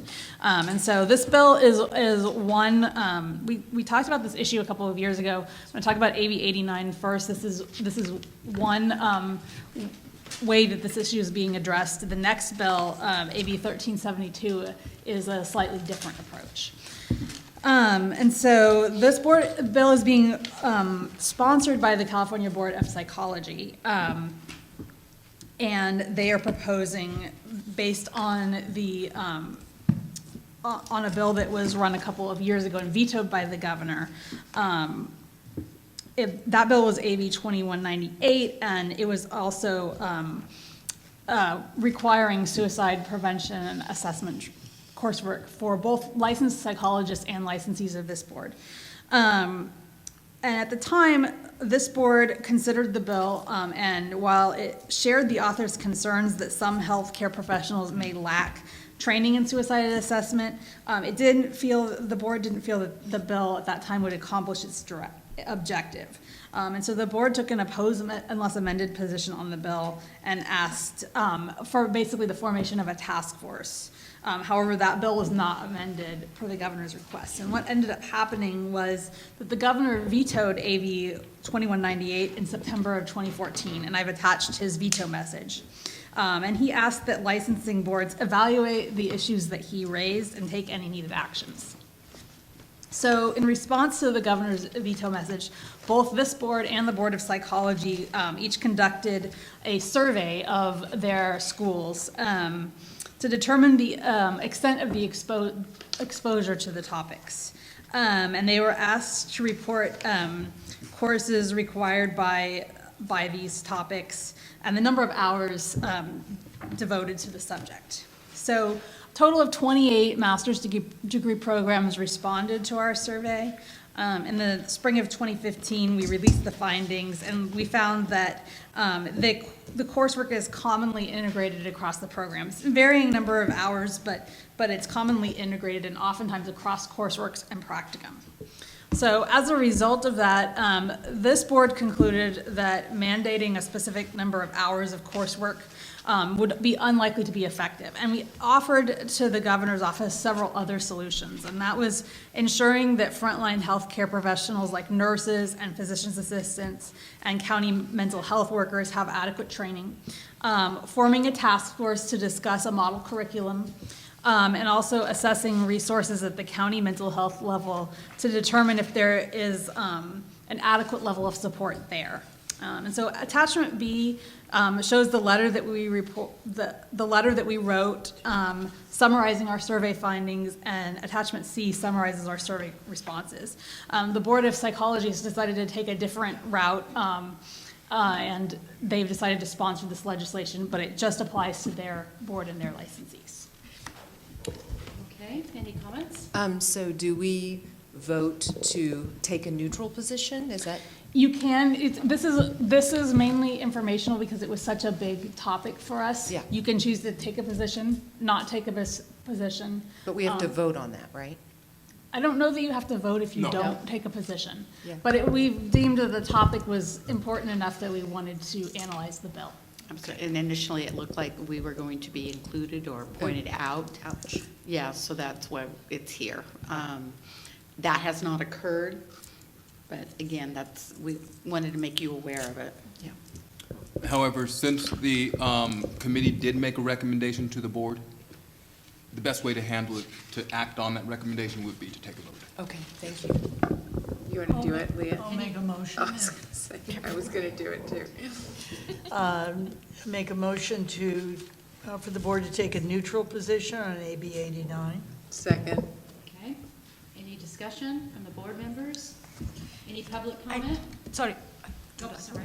I just want to understand what it means to take the neutral position.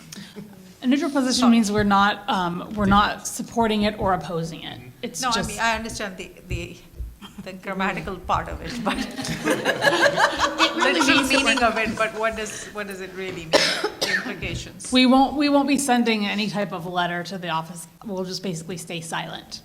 And monitor. Yeah. Okay. Right, and if it shows up that it points at us, then we will have a different conversation. Okay. Got it. Okay. Any other discussion by board members? Any public comments?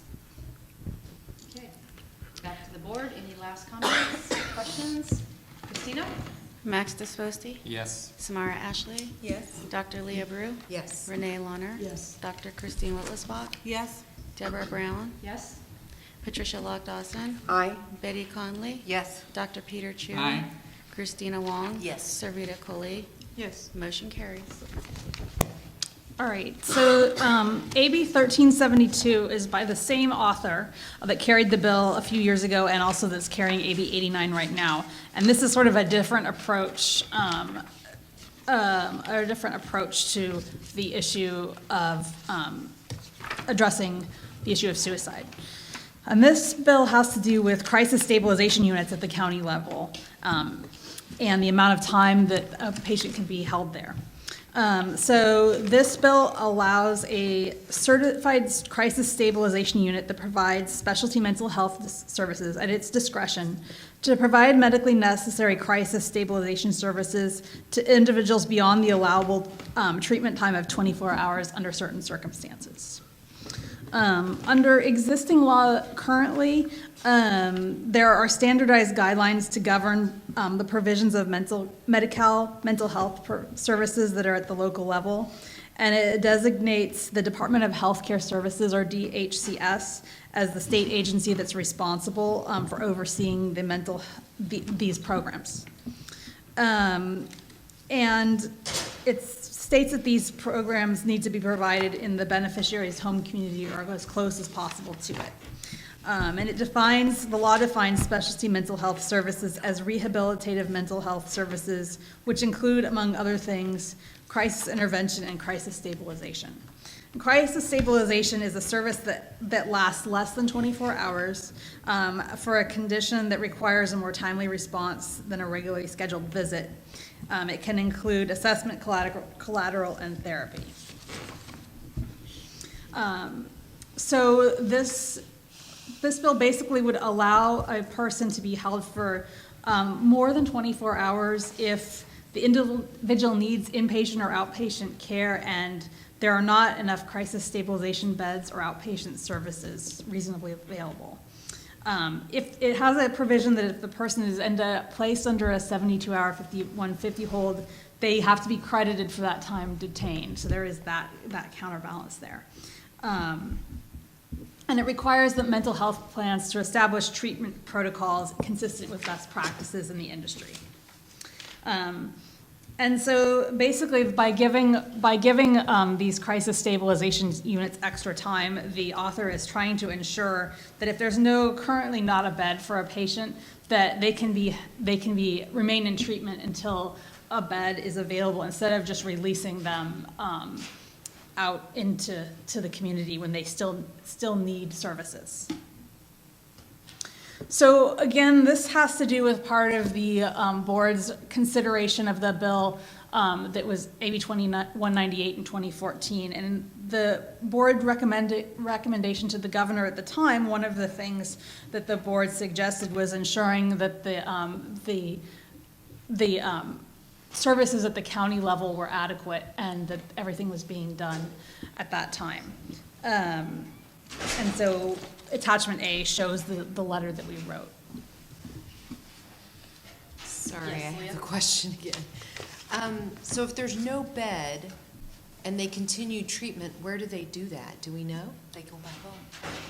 They get treatment at, If they, after the 24, so for now, a lot of the patients, if their time is over, then they got sent back home.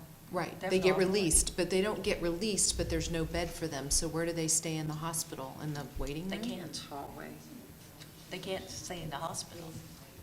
No, with this bill, though, I'm saying. Oh, this bill. This They would bill. stay in the Where crisis would unit. they stay? Because it would be up to 72 hours. Yeah, they will be. So they stay in a bed that doesn't exist? Or somebody else doesn't get that? Well, because I'm sorry, I'm just being, I support this idea. I'm just trying to understand the practicality. So somebody gets hospitalized on a 5150, and they are there for 24 hours, and their 24 hours expires. I know now they get ejected. The bill is saying they can stay longer. At that unit. But at that unit, but there are no more beds, like maybe another 5150 comes in. So how are the hospitals gonna hold them, is what I'm asking. Do we know? I don't think that's what it's saying. No, okay, good, help me understand. They would Because be, what it's saying is to provide medically necessary crisis stabilization services beyond the allowable treatment time of 24 hours under. So if it's, otherwise at EPS, whatever the hold is, it's 23 hours and 59 minutes. Right. And then it becomes a different kind of hold. So this is allowing the hold time pretty much, it's not really a hold anymore, but the treatment time is being extended beyond the 24 hours. Does that make I see, sense? so they could still, it might be on an outpatient basis. It could be, but except that they would continue to stay in the so it would be considered outpatient, I'm guessing, but it would be in that unit itself. So the practice is that, if, within that 5150 hold, then, the crisis stabilization unit become like an interim, before they find a hospital bed, to place them. So a little longer time will allow them to, to have a little more flexibility, in finding a bed, because it's been really challenging. Oh, for sure, yeah. So, It's too many people get sent home, there's no Right. doubt. But Yeah. that's your Well, I was just question, right, thinking, is that I thought it was interesting that there's no opposition from the hospitals, because Yeah. like, they're gonna say, where are we gonna put these people? We don't have enough beds for the people who are already here. So I was just curious if there was a solution to that, but It sounds like it's not for that's- me to solve. I was Sounds just, like that's an implementation detail that is not addressed in the bill. Yeah. Because I didn't see it in there. yeah. But I definitely support this.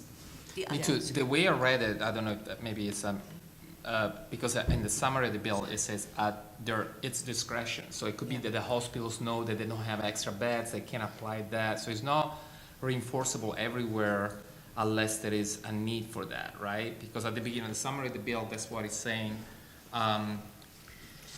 This bill allows certified crisis stabilization unit that provides specialty mental health services at its discretion to provide medical necessary crisis and blah, blah, blah. So it could be that the hospital can might define make the call. So it will be county mental health, go in there to do the, to do the assessment, and then the medical facility actually supply the medical services to hold the person. So if you extend, to a longer time, and that will allow the mental health crisis unit to, to be able to take the next step, whether it's going to be doing the discharge or whether it's going to be doing the inpatient placement. So, it's expanding the time length that the first responder can, can make the next step for, to deal with a possibly suicidal or gravely disabled patient. I think Rosanna wants to clarify something. yeah, so it's basically, this is optional, they don't have to do it. And the reason we brought this to you is we had, extensive discussions with the bill a couple of years ago, and the issue that, the board was concerned that suicide was a major issue, but there maybe were other ways to address the problem. And one of the thoughts was that at the county level, there weren't often enough beds and things like that. So this is a step, whether or not it's perfect, it's a step toward supporting that. That's helpful, thank you. Peter? Yeah, just a quick comment.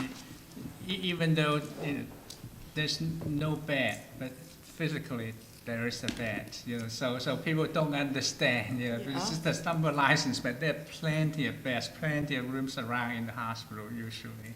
Oh, thank you for that, that helps. Why are they? We'll putting call it in the you hall? when I have 50. We'll call you, Peter. 5150. It's good to know. That's a separate conversation. And I want to know why they're in gurneys in the hallway then, because that's where they are when I go in. Okay, any other discussion on this bill? Okay. I'll is make there- a motion to support this bill. Okay. And I'll second that. And a second by Samara. Discussion, any public comment? Okay, back to the board, any further comment? Okay, Christina? I just walked in, could you tell me what bill we're on? I'll do it. So the motion is to support AB 1372. Max Disposti, Yes. Samara Ashley, Yes. Dr. Brew, Yes. Renee Launer, Yes. Dr. Whitlisbach, Yes? Deborah Brown, Yes? Patricia Locke Dawson, Aye. Betty Conley, Yes. Dr. Chu, Aye. Christina Wong, Yes. Sarita Coley, Yes. motion carries. Sure.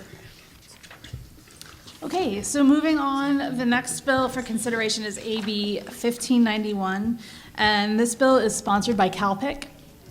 And the topic is Medi-Cal and reimbursement for services provided in federally qualified health centers or rural health centers, and licensed professional clinical counselors.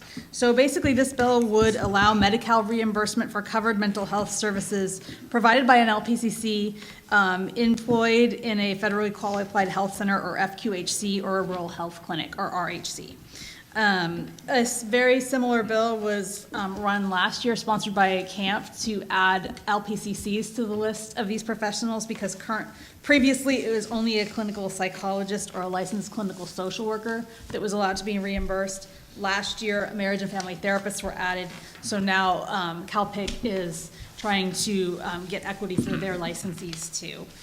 They note that there are about 600 FQHCs and 350 RHCs in California, so there's an opportunity for LPCCs to provide these services in rural settings and increase the number of people who can provide care. At the meeting in April, the Policy and Advocacy Committee recommended a support position on the bill. Okay, any discussion, questions? I'm ready to make a motion whenever you're done asking everyone. Any public comment? Dean Porter, California Association for LPCCs, we would appreciate your support. I think you're going to get it. Anyone else? Okay, back to the board. I'd like to move to support. I want a second. All right. So, did you get that, Christina? Okay. Discussion? All right, Christina? Max Disposti? Yes. Samara Ashley? Yes. Dr. Leah Brew? Yes. Renee Launer? Yes. Dr. Christine Whitlisbach? Yes. Deborah Brown? Aye. Patricia Lock-Dawson? Aye. Betty Conley? Yes. Dr. Peter Chu? Aye. Christina Wong? Yes. Sarita Coley? Yes. Motion carries.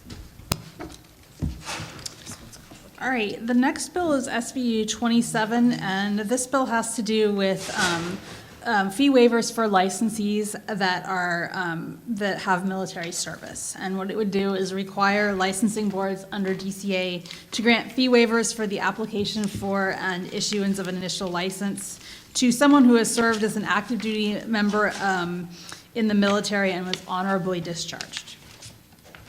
So currently, our board has to, does a couple of things in support of, does one thing in support of military members. It is required upon request to expedite a military member or a military spouse who is already licensed in the same profession when they apply for licensure in California. The board is also required to ask on all licensure applications if an individual has ever served or has previously been served in the military. So this bill would require a fee waiver for initial licensure. The board only has an initial license fee waiver. It doesn't charge. For application for and issuance. It's just an issuance fee. We also charge some exam fees, but those fees are exempted from the waiver. And so it would just be the initial application fee that's under consideration here. And the bill allows only one fee waiver to be granted. So if somebody has multiple licenses, then they can only get one fee waiver. So the author states that initial applications can serve as a barrier to military members. So they're seeking to do this in the footsteps of other states like Wisconsin, Florida, and Texas who have already granted these types of fee waivers for honorably discharged veterans. So in terms of the impact on the board, there's a couple of different ways that you can look at it. We looked at it one way for the Policy and Advocacy Committee meeting, and then the committee asked for some more information, so we looked at it a second way, so I'll go over both. So one way to look at what the impact would be and how many people would apply for this is that we can look at the initial license fee and look at the average fee that we charge, because it varies for each license. And we can estimate the number of expedited applications. So we already have the expedite. It's been in place for 2 years. And what we did is we pulled some data from 2015 and 2016 for people who expedited, but we took out all of the people that asked for an expedited registration, because a lot of those people don't necessarily go on to initial license, or if they do, it's a high number of years before they do. So we only looked at people who asked for expedited exam eligibility applications or initial licenses. And we found the numbers were pretty low. There were 58 requests in 2015 and 92 requests in 2016. So it felt fairly low. It is possible that as time goes on and these programs get more, people become more aware of them, the numbers could grow and the fiscal impact could be a little bit bigger. But for now, it's probably going to be a pretty low fiscal impact on the board, under 10,000. The second way that we looked at this, the Policy and Advocacy Committee asked for a little bit more data about people who might ask for a fee waiver. So we went back and we looked, a bill was introduced, or a bill passed about 2 years ago that required our board to ask on every application whether somebody had served in the military. So we went back and we looked at the people that applied for initial application over those 2 years, and we also looked for the people that had the marker that they had checked on their application that they had served in the military. And so you can see the data on page 190, and the data is a little bit higher than we found for the expedite. So it would be a little bit of greater impact. In 2015, there were 190 people across all our licenses with the military marker that applied for initial licensure, and 103 in 2016. So if the fee waiver was in place, that many people would have qualified. We still don't have really great data because it hasn't been in existence very long, so we don't really know for sure what it's going to look like after a number of years. But it would be about a $24,000 fiscal impact for 2015 and a $13,000 fiscal impact for 2016, if it was in place. Leah? Okay, so a couple of things. So right now, we don't require them to do a renewal, so would they pay a renewal after, so I guess I'm confused. So if they're already licensed and they need to renew, then we don't charge them a renewal. And what this bill would do is if they're not yet licensed, we wouldn't require that application fee, but then once they start renewing, we could start charging them for the renewal, right? They don't just stop paying forever and ever, do they? No, they would Okay. still have to pay the renewal fee every year. This is Okay. just a waives the one-time deal. initial. So when I look at I estimated 25,000. Looking at our total budget, it's 0.2% of our total budget. Can we afford that? 25 grand? Yeah. Yeah. Yeah, I mean, I feel like if it doesn't hurt us fiscally, that this is a service that we should provide our veterans. It's Right. I think the bigger challenge for us is just going to be able to keep track of it, because there are a To couple of implement it. license, and to implement it. That's the bigger challenge. Yeah. Okay, Betty? I want to support it. I would say that even if it did have a slight fiscal impact, and even if it does cause us some heartbreak in terms of the management of it, I feel strongly that it's something that we should get behind. I just think the population that typically serve in the military are often our underserved populations. I think it's reflective of a population that we're trying to reach, and I think it's a good way to reach that population. And I don't want to go on record as saying that we did not support it. Anybody else have a comment? Sharita? Yes, I support it too, and I'd like to make a motion. Before you make your motion, just, is there a way to maybe delay implementation so that we would have adequate time? Is there a way, I don't know when the bill is written to implement, but maybe we could do a support if amend if the implementation is too quick and we can't manage it properly.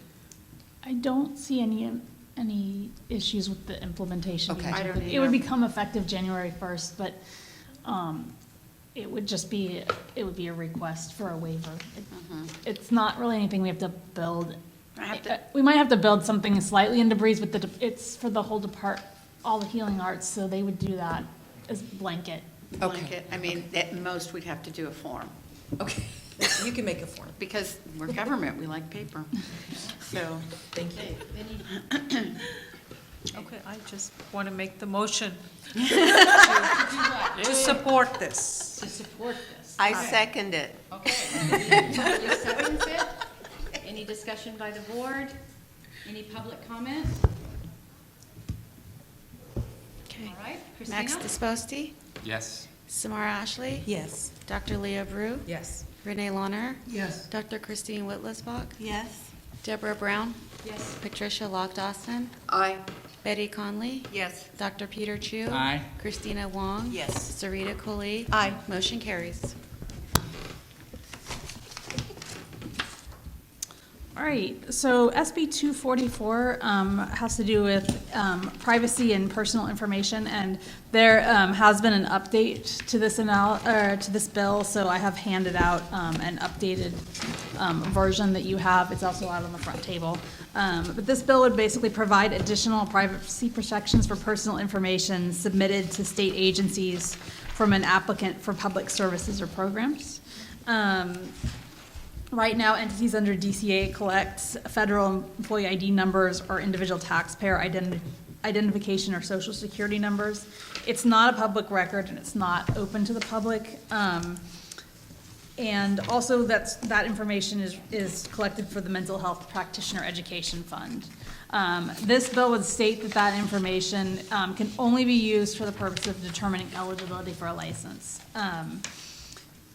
And there's a new amendment that says the information can be disclosed in response to a law enforcement request if there's an urgent need. I think that was due to some concerns from law enforcement that sometimes they need urgent information and they were afraid of unintended consequences.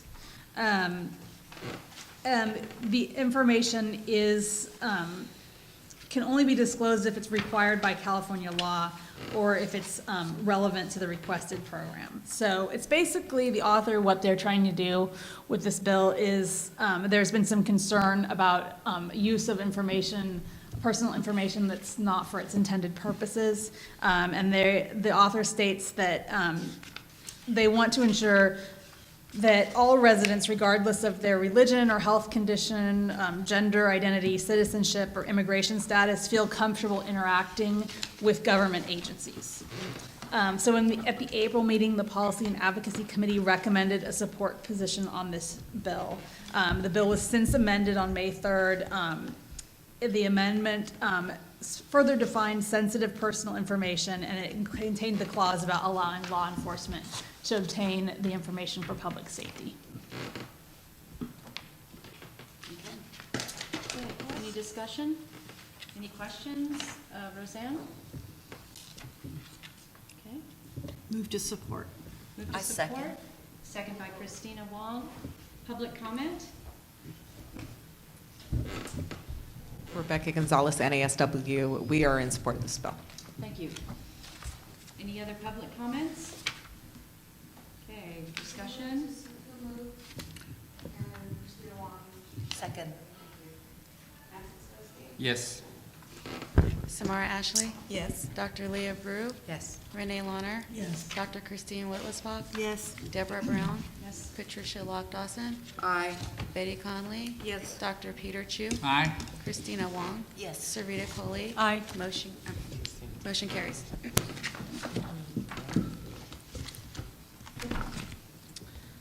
Okay, moving on to SB 374. This bill has to do with health insurance and mental health coverage. So what this bill does is it grants the Department of Insurance authority that the Department of Managed Care already has, basically to require that large group, small group, and individual health care policies must provide all covered mental health and substance use disorder benefits in compliance with federal law. Right now, the Department of Insurance regulates health insurance policies, and the Department of Managed Care regulates health care service plans. The Department of Managed Care has this clause, but the Department of Insurance does not have a similar clause. And the author and the sponsor of this bill includes CAMPT and NASW California. And basically seeking to ensure that, that all healthcare policies or insurance is treated equally. They note that about 20% of healthcare policies in the state are under the Department of Insurance, and they're not subject to state enforcement of federal mental health parity requirements, which risks ceding state enforcement authority to the federal government. Okay. Any questions, comments? I'm not sure I really understand what this means. I'm sorry. No, that's okay. I read it twice. So basically, there are certain, it's basically a loophole with the Department of Insurance. They're already requiring parity under federal law, but if they were to be challenged, it's my understanding that there's nothing in law that says that it has to, so there could be. This makes it has to, it closes a loophole. It closes Yes, a loophole, Thank you. basically, and it's very technical, but the loophole is there. Okay. And Camp and NASW California, they want to. So we might actually agree with CPA on something. I would Any like other to, questions? I would like to make a motion Okay. to support this bill. Is there a second? Heard Sarita. Sarita did. Oh, Sarita? Okay. I heard a dozen. Is there any public comment? Max Disposti, Yes. Samara Ashley, Yes. Dr. Leah Brew, Yes. Renee Launer, Yes. Dr. Christine Whitlisbach, Yes. Deborah Brown, Yes. Patricia Lock Dawson, Aye. Betty Conley, Yes. Dr. Peter Chu, Aye. Christina Wong, Yes. Sarita Coley, Yes. motion carries.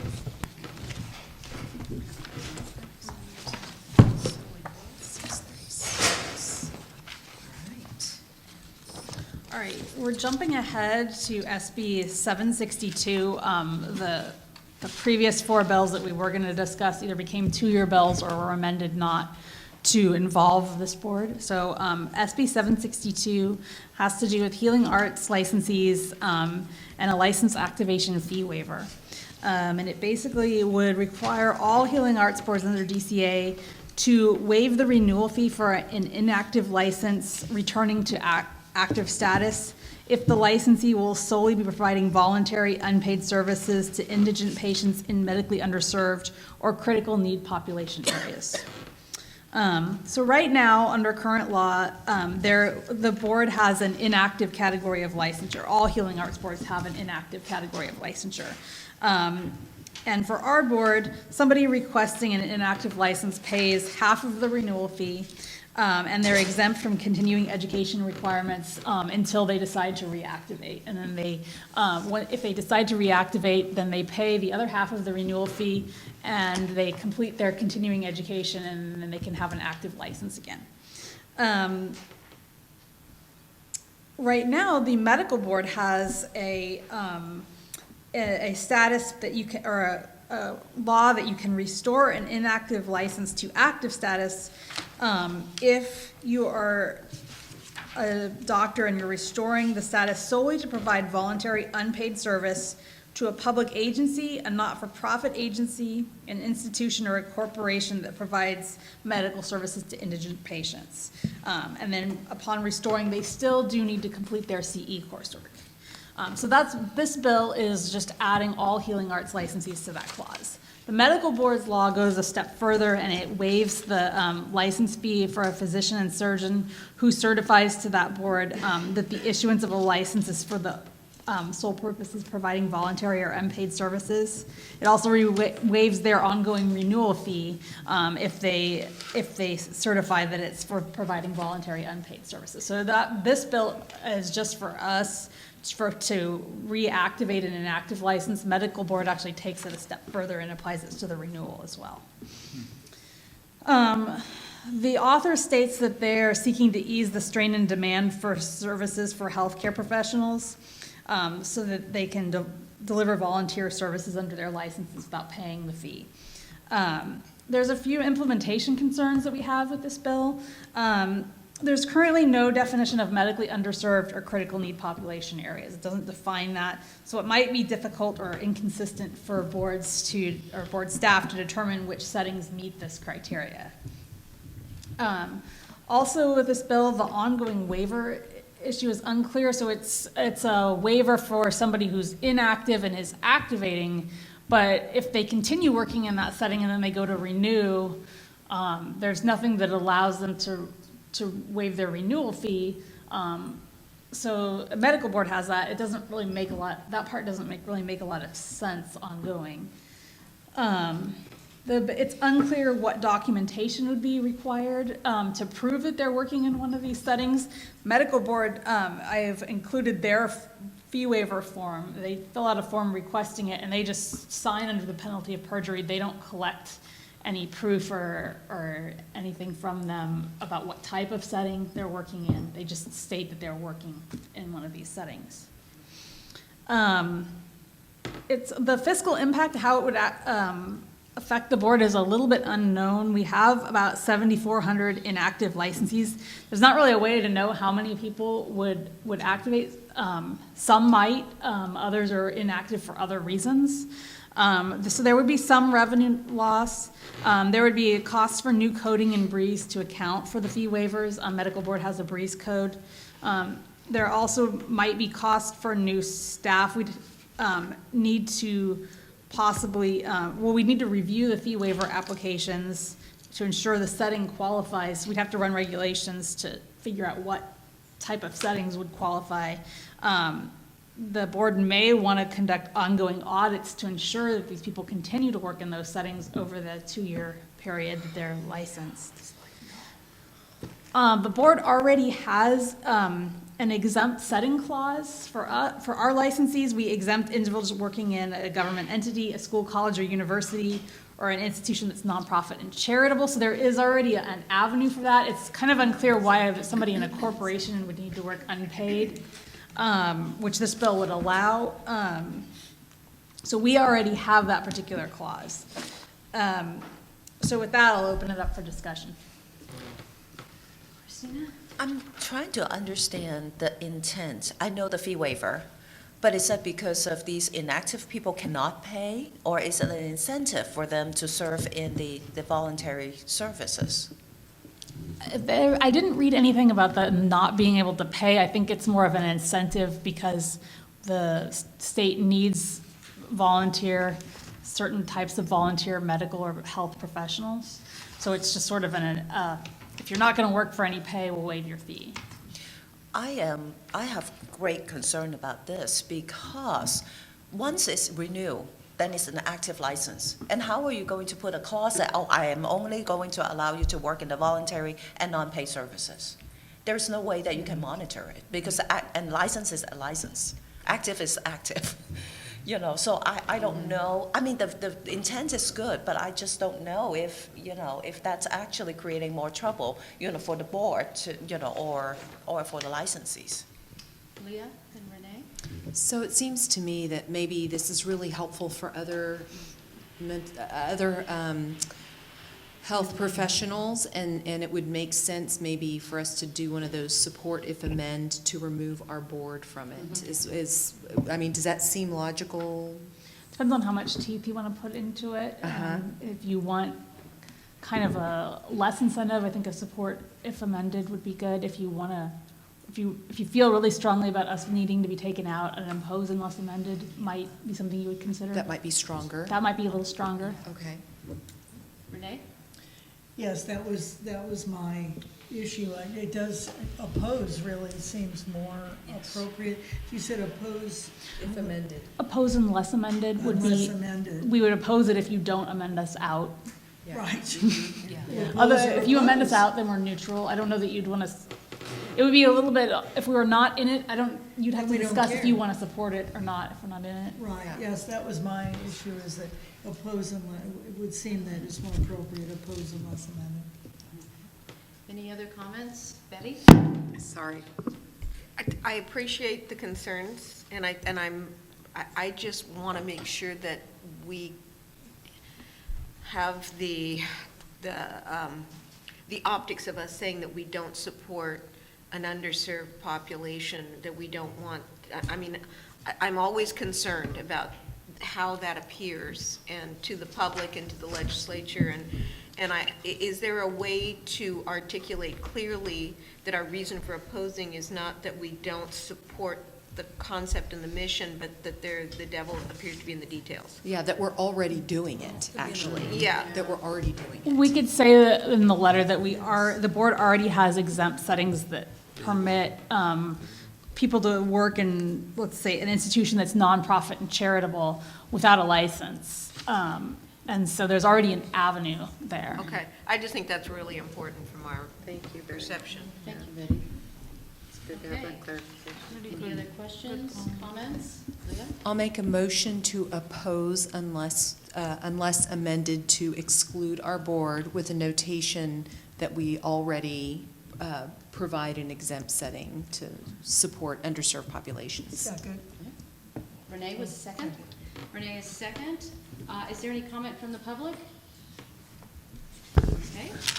Christina? Max Disposti? Yes. Samara Ashley? Yes. Dr. Leah Brew? Yes. Renee Launer? Yes. Dr. Christine Whitlisbach? Yes. Deborah Brown? Yes. Patricia Locke-Dawson? Aye. Betty Conley? Yes. Dr. Peter Chu? Aye. Christina Wong? Yes. Sarita Coley? Yes. Motion carries. Okay, on to the omnibus bill. Okay, so SB 800 is currently the omnibus bill that the board is sponsoring. And when that was being drafted, Ledge Council pointed out an issue that, that leads to us believing that we need an additional amendment, and that requires board approval. And so the amendment centers around section 499.120, which is in the LPCC licensing law. And what we are doing in the omnibus bill is every case where it's talking about the fee for, or any case where it's referencing application for examination eligibility, we are changing to application for licensure. The board already approved that particular change in November. And the reason that we're doing that is because now that the exam restructure is in place, it used to be that exam eligibility was something you applied for after your internship hours were gained, and then you applied for both of your exams. Now you take one of your exams while you're an intern. So calling the fee for exam eligibility after your hours gained when you've already taken one exam is not quite accurate anymore, so we're changing it to the fee for application for licensure. But if you look at 499.120, the first three subsections, which is on page 315, if you look at A and if you change the fee for application for exam eligibility, if you change exam eligibility to licensure, then it becomes the exact same fee being referenced as in number C. Those two fees become identical references. The only thing that's different is the fee amount. So Ledge Council noticed that, and we took a closer look at the fee, and the fee in A is the appropriate fee for that fee that we're referencing. And it turns out that the fee that is in C is something that we've never used. It was written into law, we believe when the LPCC law was written, it was there when we wrote it. We believe it had something to do with, there was a little bit of uncertainty how we were going to do the grandparenting process and what that was going to look like. And it changed a couple of times during the implementation process. We believe that that fee was written in to be something to do with grandparenting, and we just never used it. So we would like to strike subsection C. But of course, because that's a fee, we can't strike a fee without board approval. So we're proposing the amendments that you see in attachment A, which is striking C, and amending A, the title of the fee in A. And so that's the recommendation before you today. Any questions? I'll make a motion to Okay. support it. To support the omnibus bill? I'll second. Okay, so we have a Supporting the No. the amendment. Someone can just move to accept staff's recommendation. Yes, that. Okay, motion to accept the staff recommendation. So we Yes. don't have to say specifically what it is. Okay. And a second to I that? still second that. All right, Leah has a second. Is there any comment from the public? All right, Christina? Max Disposti? Yes. Samara Ashley? Yes. Dr. Leah Brew? Yes. Renee Launer? Yes. Dr. Christine Whitlisbach? Yes. Deborah Brown? Yes. Patricia Lock-Dawson? Aye. Betty Conley? Yes. Dr. Peter Chu? Aye. Christina Wong? Yes. Sarita Coley? Aye. Motion carries. All right, moving on to AB 700. It's actually AB, it was misprinted, and it was corrected in some, but I don't think in this one. So this bill has to do with substance use disorder counseling. It's another variation of this bill that we've been seeing for the past few years. And so this bill is proposing to establish a career ladder for substance use disorder counselors. And it has different classifications for their certification or registration. And currently, the DHCS, Department of Healthcare Services, has the authority to license alcoholism and drug abuse recovery or treatment facilities. And it requires that, except for licensed professionals, an individual providing counseling in one of these facilities be registered or certified by a certifying organization. But there's been an effort underway to try to get a license because there's no unique standards for these individuals. So this bill is providing a career ladder and some different certifications for these individuals. The main thing that staff wants to point out with this bill has to do with the inclusion of our board registrants and trainees. The bill proposes to add a section 11834.78 to the Health and Safety Code. And that section states that any person who engages in the practice of substance use disorder counseling needs to be certified or registered with a certifying organization or shall be licensed under, and then it references psychologists and our professionals. As written, staff believes that this implies that while one of our licensees can engage in substance use disorder counseling without a certification, the board's associates and trainees who are gaining experience, maybe experience in this area toward licensure, would need to obtain one of these alcohol and drug certifications to do so. So there's a kind of a new requirement there for them.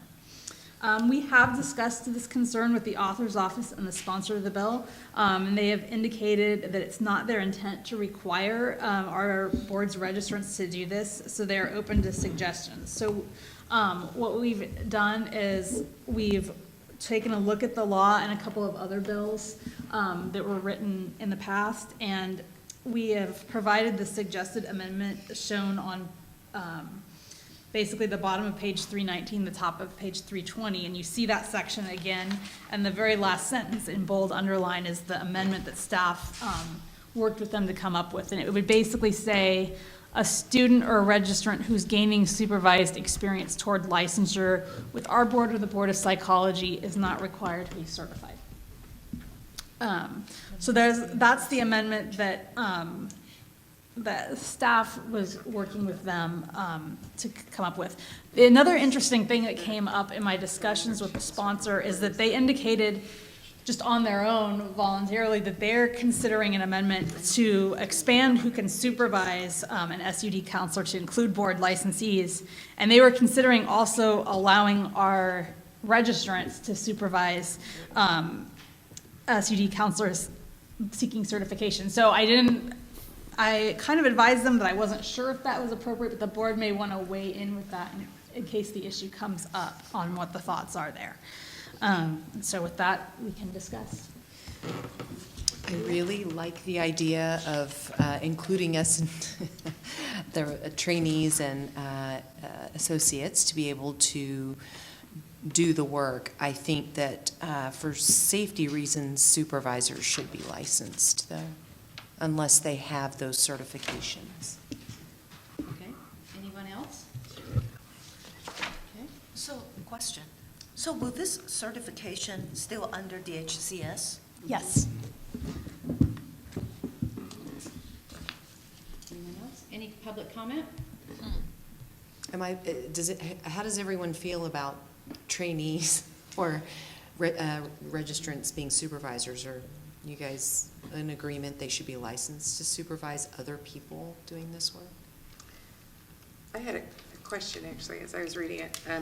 So how many, or what, I don't know, how many different sorts of certifications can you get now? And how many, these are third-party certification organizations, I'm guessing, that you pay a fee to and you go through a certain, so how many classes of those are out there in Nevada? And can you just estimate? And are they California specific? Are they national? I just don't have a sense of the landscape for that. There's a certain, it's overseen by DHCS. There's like 5 or 6 different certifying entities. I believe they're California specific, although some of them may be national, but I believe it's all just one level.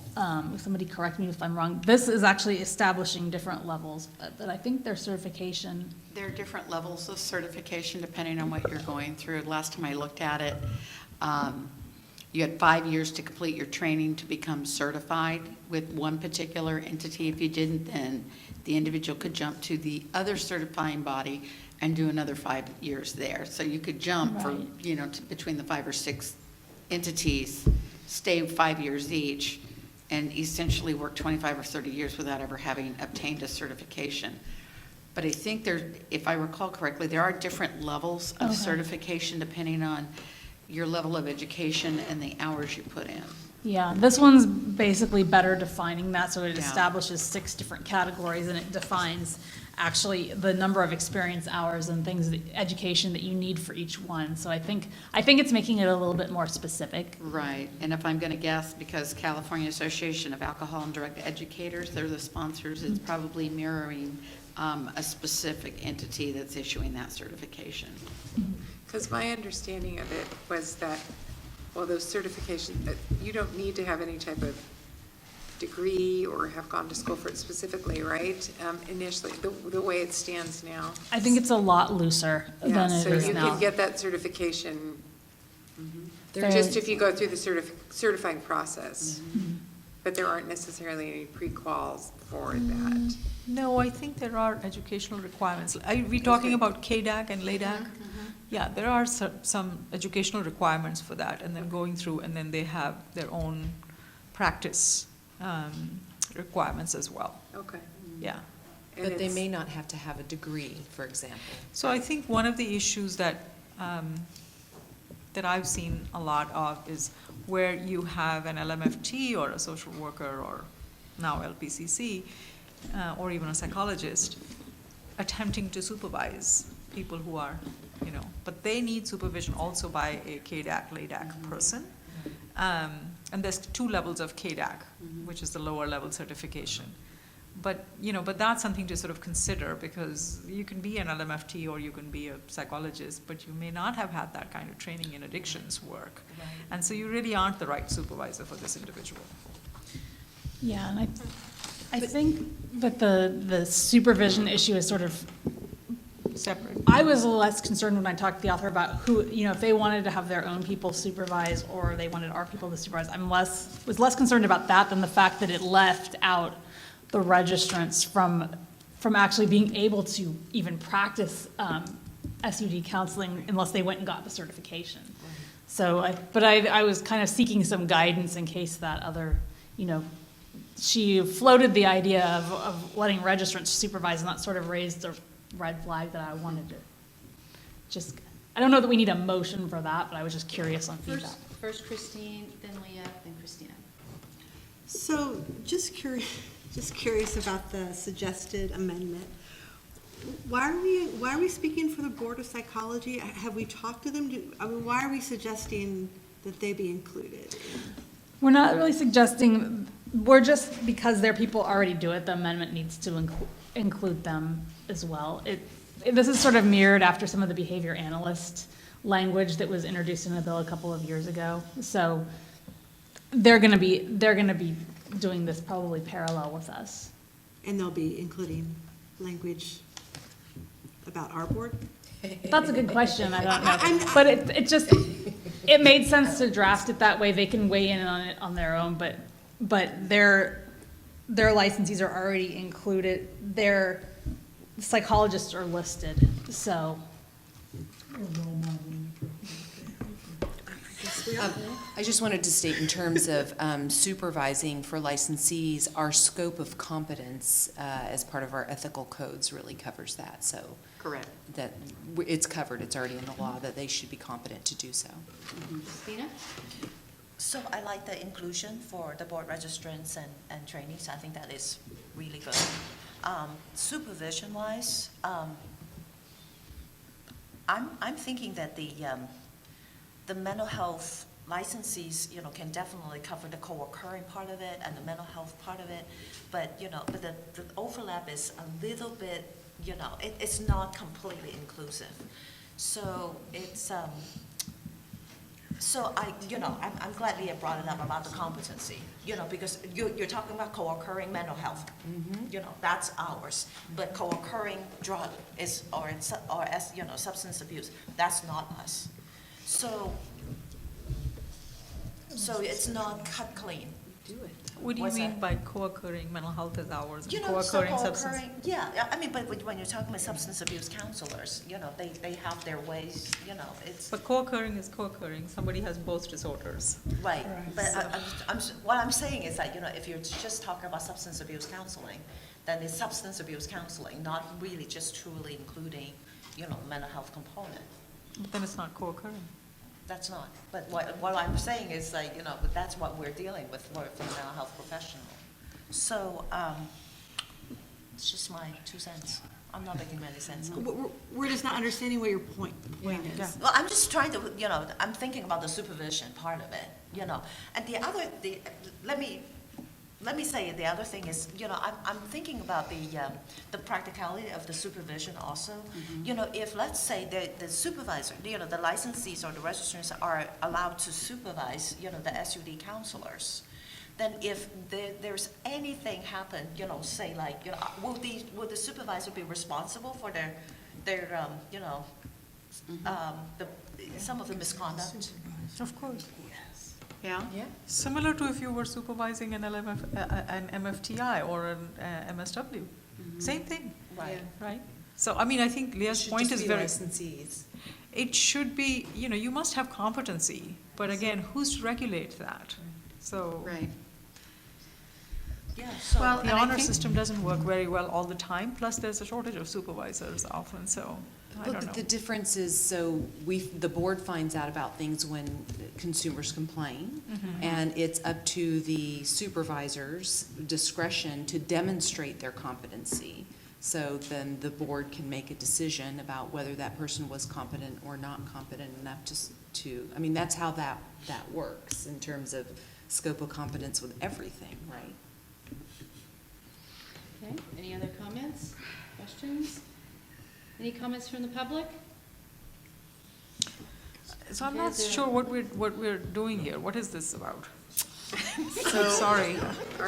We've had this discussion so many times, we've revisited this. I know, and we're happy that they're landing at healthcare services. So I think what we're looking at is, are we supportive of the suggested amendment Which is? from staff to include language that allows our registrants and trainees who are gaining experience towards licensure to allow them to be part of The career ladder? the exemption that's afforded to our licensees. Because right now, initially when this was proposed, it was telling our licensees you had to have the certification. So now it's been reworked, so there's an exemption for that, but then now we're missing the registrants and the trainees. So the language that it's in bold and underlined is going to include that group of professionals in the exemption. That's part one. Part two was, how do you feel about a supervisor? So Part two doesn't necessarily need a motion. I was No. just wanted to throw that out there because it might come up and we don't have another board meeting until Right. August. So Right. Okay. I think I have an idea of Yeah. how to proceed. Okay. Mr. Lee? Jan Lee Wong, NASW. This is an old song and an old story. Some of you have been through it quite a bit. Karen's probably been through it the most. But we don't really have a history of being able to regulate or understand the regulation of substance use treatment and providers. We've gone through different schemes, and right now, if you're not aware, it's somewhat regulated by employers or by the state in terms of employment contracts, rather than by any kind of licensing or regulatory board. And that's the way it's been since, you know, Christopher discovered Columbus or something like that. So until this board has a way to get their hands around this, it's really difficult to set policy. You know, you say, oh, well, we should do this or we should do that, but it seems disjointed. You know, it doesn't seem like you have a vision or a strategic plan of what this really should look like. So I like the idea of trying to stay out of it as much as possible, because it's going on the way it is now, Right. whether you do anything about it or not. And regards to supervision, I like the idea that if people are held to the scope of practice and competency provisions in the ethical code as well as in regulation, then for professionals, that should cover it. You know, because a lot of these counselors that we're talking about, they're just barely starting to be professionals or paraprofessionals. So they may or may not need this legislation to get started. But because this board doesn't really have this comprehensive picture of how it all fits, it's hard for you all to say, well, we should do this or we should do that. Thank you. Any other comments? Okay, so, motion. Yes. We don't know what we're supposed to say, Yeah, yeah. I want to know What kind of motion do you think is appropriate? So one possible motion would be to move staff's recommendation regarding the proposed amendment, if you agree with the amendment that's shown in item 3, the underlined bold. If you wanted to support the bill, or have a position on the bill, that's certainly an option, but you don't have, that's not necessarily what we're seeking. It's just the concern that the registrants weren't included. So repeat what kind of motion, if we wanted to stay out of it. If you want to stay out of it, but have the amendment, just move staff's recommendation regarding the proposed amendment. I'll do that. Renee. That's a great motion, Renee. With a little help. And is there a second? I'll second it. Christina? Yeah. Okay. Christina? Christina. Suzanne, would you repeat the motion? To support staff recommendation. To support staff recommendation. Max Disposti, Yes. Samara Ashley, Yes. Dr. Leah Brew, Yes. Renee Launer, Yes. Dr. Christine Whitlisbach, Yes. Deborah Brown, Yes. Patricia Lock-Dawson, Aye. Betty Conley, Yes. Dr. Peter Chu, Aye. Christina Wong, Yes. Sarita Koli. Aye. Motion carries. All right. All right, moving on to SB 715. This bill is just kind of we wanted it to be informational. It talks about the Department of Consumer Affairs and removing board members. Basically says that the governor can remove a board member appointed by him or her, so a member that the governor appointed, for failure to attend board meetings. So currently, the governor can do this for continued neglect of duties, incompetence, or unprofessional or dishonorable conduct. This bill just specifies that failure to attend board meetings qualifies as neglect of duties. Not sure exactly yet what's prompted this. I'm gonna guess. But, I mean, if there's a specific instance or a specific situation, it's just kind of a little bit out of the blue, but we wanted, it's up to you if you want to take a position, but we wanted to make everybody aware that it was out there. Okay, Sarita, I have your hand up. Sarita? No, I didn't have. No, okay. Me? Are you pointing Yes, to me? Christine, Renee, Christina. Okay, well, personally, I think we should support it, but I guess my only comment would be, I don't understand why it's necessary. It seems to me like if you don't show up to meetings, that's unprofessional conduct, and why that needs to be, but anyway, there is a reason, I'm sure, So I think we should support it. Renee? Yes, I guess I'm curious, it's kind of like the manager memos that say, we hired you as an employee and now you have to come to work. I mean, I don't understand why these teeth are needed. They haven't given a specific reason in the analysis, so I don't know. My guess is that something probably prompted it, but it has not been written out there what that specific incident was. Because I think that knowing it might go a lot to either none or support, you know, knowing what the impetus was. But You can also just choose to watch it. It's more that we wanted to, in full disclosure, bring it to your attention that it was out there. Okay. And I would Peter say has a that point.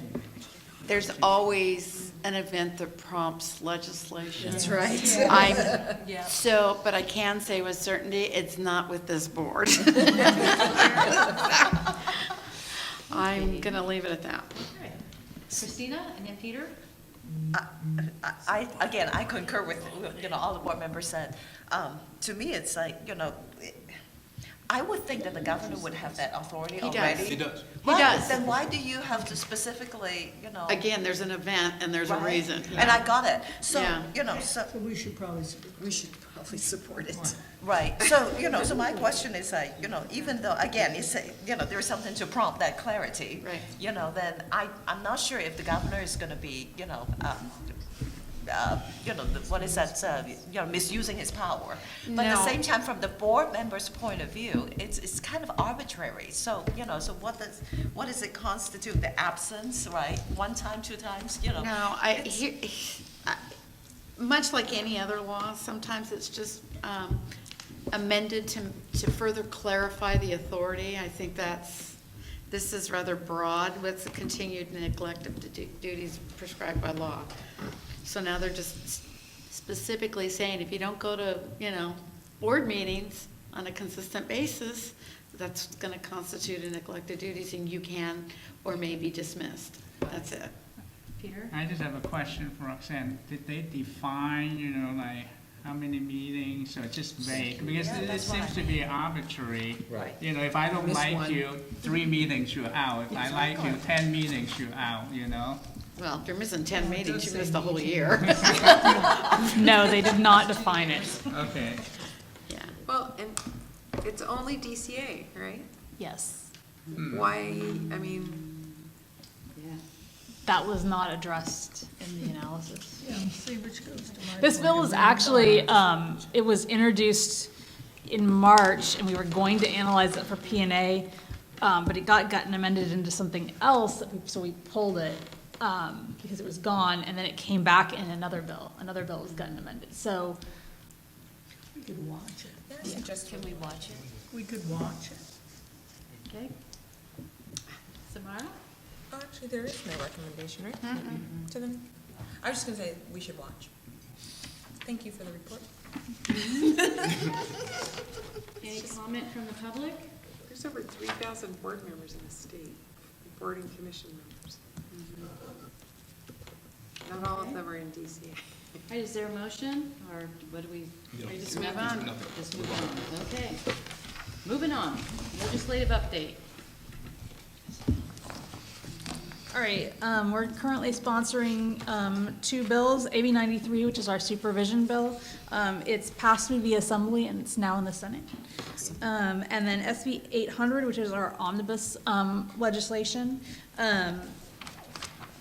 That was more recently introduced. The Senate Business and Professions Committee did reject one proposal as being too substantive, and that was having to do with the judgment and settlement reporting amounts and aligning LEP's settlement reporting amounts to be the same amount as LMFT, the other license types for the board.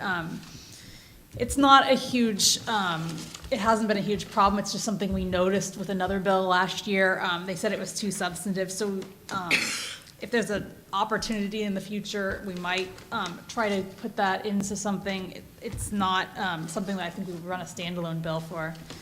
So that's just FYI. The omnibus bill is currently in the Senate Appropriations Committee. Okay, any questions? All right, right. Rulemaking? We have several rulemaking proposals that we're working on. The one that's been around for the longest is the English as a second language proposal. And so we did a 15-day public comment period to incorporate OALs. They wanted some changes to that proposal. That's through its 15-day comment period, and it's gone to DCA, and then it's going to go to agency. It needs to be turned into OAL by June 2nd, so next month. So that's where that one is. The application processing times and register and advertising is our another proposal. Staff is working on that to initiate the 45-day public comment period soon. The proposal for application requirements and incapacitated supervisors. That's in the initial reviews. It's been approved by the board in March. It's in the initial DCA review phase. Our supervision regulation proposal, which is the regs to implement AB 93. Staff is working on that, and it's being reviewed by DCA. And then our enforcement regulations to update the uniform standards and disciplinary guidelines. That's in the initial review phase by DCA as well. Okay. So you are completely finished. I am completely finished. All right. We thank you very much. That was a lot of work. Yes. Exhausting. Probably won't have to talk for days. Probably not. Okay, I have suggestions for future items. Okay. Go ahead. Dean Porter, California Association for LPCCs. I would like to suggest an item for future agenda, a discussion on whether we could allow LMFTs to apply for the LPCC and accept their supervised experience as we are accepting supervised experience for out-of-state applicants. Okay, thank you.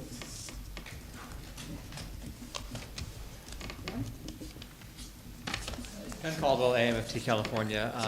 We would like to see a future agenda item more holistically addressing some concerns with the exams. There's the pass rate issue that we brought up earlier. We also hear a great deal of concern among examinees that the exams are not particularly well written, and that the quality of the writing of the items rather than the knowledge being tested is impacting passing and failing. Obviously, I'm not in a position to evaluate the veracity of that complaint, but it would be nice to have a larger scale discussion about exam development and why those concerns seem to keep coming up. Thank you. Thank you. Okay, Renee?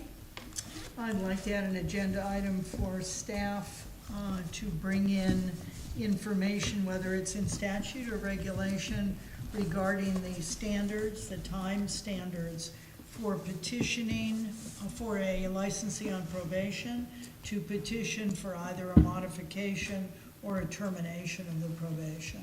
What are the standards? Because it doesn't seem uniform. Okay. Leah? I just wanted to confirm when Peter moved the staff to do the exploration on the trainees paying for supervision, to just, that would show up on a future agenda item, yes? Yes. Okay, thank you. Okay. Anyone else? Okay, public comment for anything not on the agenda?